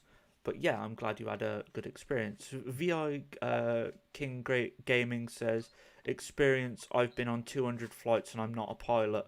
We've covered that. You're not at the wheel, are you? So that's like saying I can run McDonald's because I eat their burgers. It's just no comparison. Hey Joey. Again, apologies. Is it okay if we do say like the last 5 questions and because I've got to get some dinner. I was supposed to pick up my car tonight from the garage, and I think I might have missed the. I remember you saying. Lot. So what we're gonna do is I'll read 5 more questions out, and then if you want to leave, that's fine, and I'll finish the stream answering questions from what I know. Sounds great, mate. Sounds great. Cool. So, I don't understand why people are on here bashing Pokegrade. Thank you for that, Ryan. Is it calming down? They've closed. Is it calming down? They've closed subs for months. I'm assuming Poke Hunt you're on about PSA.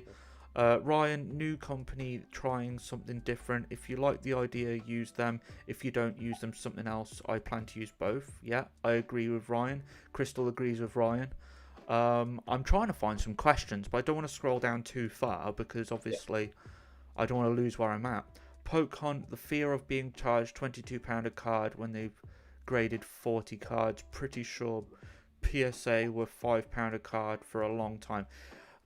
Yeah, PSA were probably around about that for a long time, but when was that? When was that? 1990, when a fiver was. Yeah, what's this? I mean, come on. It's different. Come on. It's very different. I see this guy. I mean, I see he likes to, really ask the difficult questions, and he's attached to this value side of things. I kind of want to weigh in here. In a couple of weeks' time, we'll bring a product in, a service that will match our competitors. I might even make it cheaper, just to rattle the cage, just to show you guys that without doing a proper report and writing it down and doing it, reduces the amount of time that is required drastically. And I'm sure I could probably get it cheaper. All right? Yeah, there we are. How's that? And I'm just, being blunt and confident about that. The value comes in the report. I think maybe doing a live grading, like explaining to people, like showing people, like, look, when we pick out every single little detail of a card and have to write that down, type it into a computer, take a photo of the slab, upload that photo to the database, like you'll be like, and the other grading companies aren't doing that in the UK. So you've got to stop. You can't compare the prices. They're not the same service. They're not. But I will bring a service into place that is exactly the same. And I'll try and make it cheap. I'll do my absolute best to make it cheaper and rattle a few cages and show you that it can be done. Value can be improved anywhere we look. I'll try my best, all right? Yeah, absolutely. I just want to say on an end note, because I know you've got to go. I can finish off the stream with answering what I can. But PSA are drastically different. They are in America. They use dollars, which at the time especially is drastically different in currency wise to the Great British Pound. So when they're charging, £8 a card, that to them is like, I don't know, now it's probably like $12-13 now, but back in the day when the pound was really strong, it might have been $15-16. So what I'm trying to say is the currency difference is huge, because their minimum wage is gonna be like $10. Correct me if I'm wrong. It's just different. It's different. It's a different country. Yeah. And just when they started, like $5 isn't now what it was when they started. Yeah. That's why people buy Pokemon cards and invest in Pokemon, because if you have cash in your bank and it's literally sat doing nothing on 0.1% interest rate, you're much better of actually putting a few quid into Pokemon that's actually proven probably in the last few years to have done you a better job. So like, you know, but yeah, it's a crazy comparison for me. Absolutely. If you wanted to shoot off, that's absolutely fine. I'll finish off the stream because I know you've got to go grab your car. So we've been going live for 4 hours. So this has been a good, juicy interview. Great. We haven't managed to get through all the questions, but I'll try my best to answer them all from my own knowledge. I've got your website as well to help me if there's something that I can't answer. Yeah, definitely. And I just want to say massive thanks, Joey. You know, you've been great. What you do for the community and for everybody is fantastic. You know, everybody can sit behind a keyboard and do things, but you know, you're the guy who's doing it. Good on yourself. And thank you. You know, good on you, mate. Honestly, and you know, thanks a lot to everybody that's taken their time out of their day to stop by, to like and subscribe to both of us. And you know, if you off the back of this want to try our service out, you know, just thank you so much for giving me the ability and Jano to do what we love and to just like, you know, have better days in our life, like just enjoying this. Like we love it, we really enjoy it, and we enjoy interacting with you guys. And massive thank you. If you ever have any questions or suggestions or bits of constructive feedback, do not hesitate to send me a message on Instagram. I will always reply to you. You will never get ignored. And just until next time, you know, keep enjoying collecting, stay positive with everything that we do, you know, and just have a great rest of your week. And if you've got sunshine, make sure you get out and enjoy it as well. Yeah, absolutely. All right, well, thank you very much for your time, Pete. Now, I'm going to continue in about 30 seconds after I change the screen. So, pleasure. Thank you so much, Pete. Take care. See you guys. Bye. Bye, Pete. So...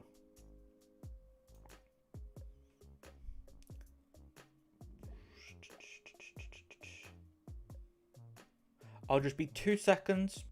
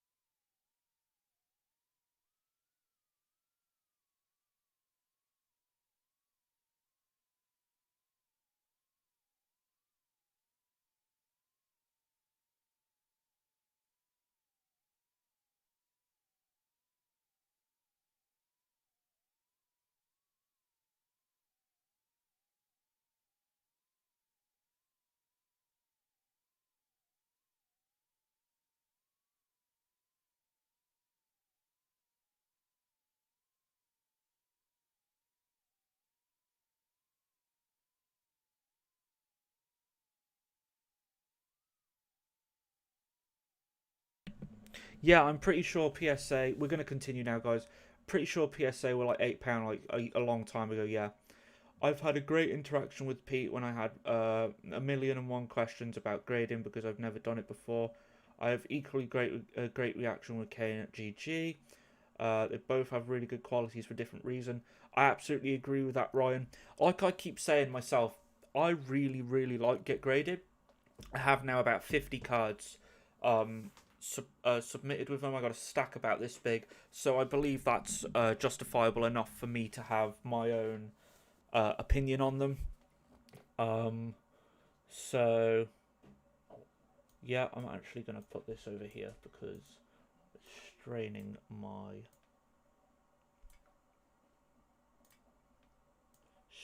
eyes.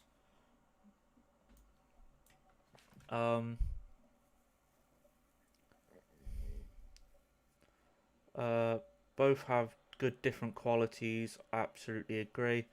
In my opinion, Pokegrade UK, John Royal says, are doing it right. In theory, reports in the long run will add value, which is what Pete said. How closely these cards has been examined. As a customer, I'd rather buy a graded card with a report than one with no report. All the best for the future, and I hope this takes off like a rocket, and I'm with you guys all the way. Fair play, and that's a lovely comment, John, and I'm sure Pete will be really pleased to hear that.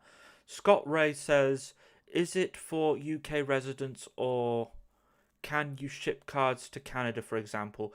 Pete said in the future he would like to expand, so that may be a future thing. Hello 838. I wish Pokegrade UK all the best from their business. Fair play. How many cards do you plan to grade per month? Lindy said. I'm not sure what Pete said about that. Elaine, it's my idea, so please let me have a good discount. Let me take it over. It's healthy competition. Having good grading company is your packaging. I'll put question marks. Jimmy James 64. Yes, but that was very different market. Elaine, can you do packaging that is non-revealing? My wife hides shoe orders from me. I'm reckoning on. I don't know. Elaine, she thinks that I'm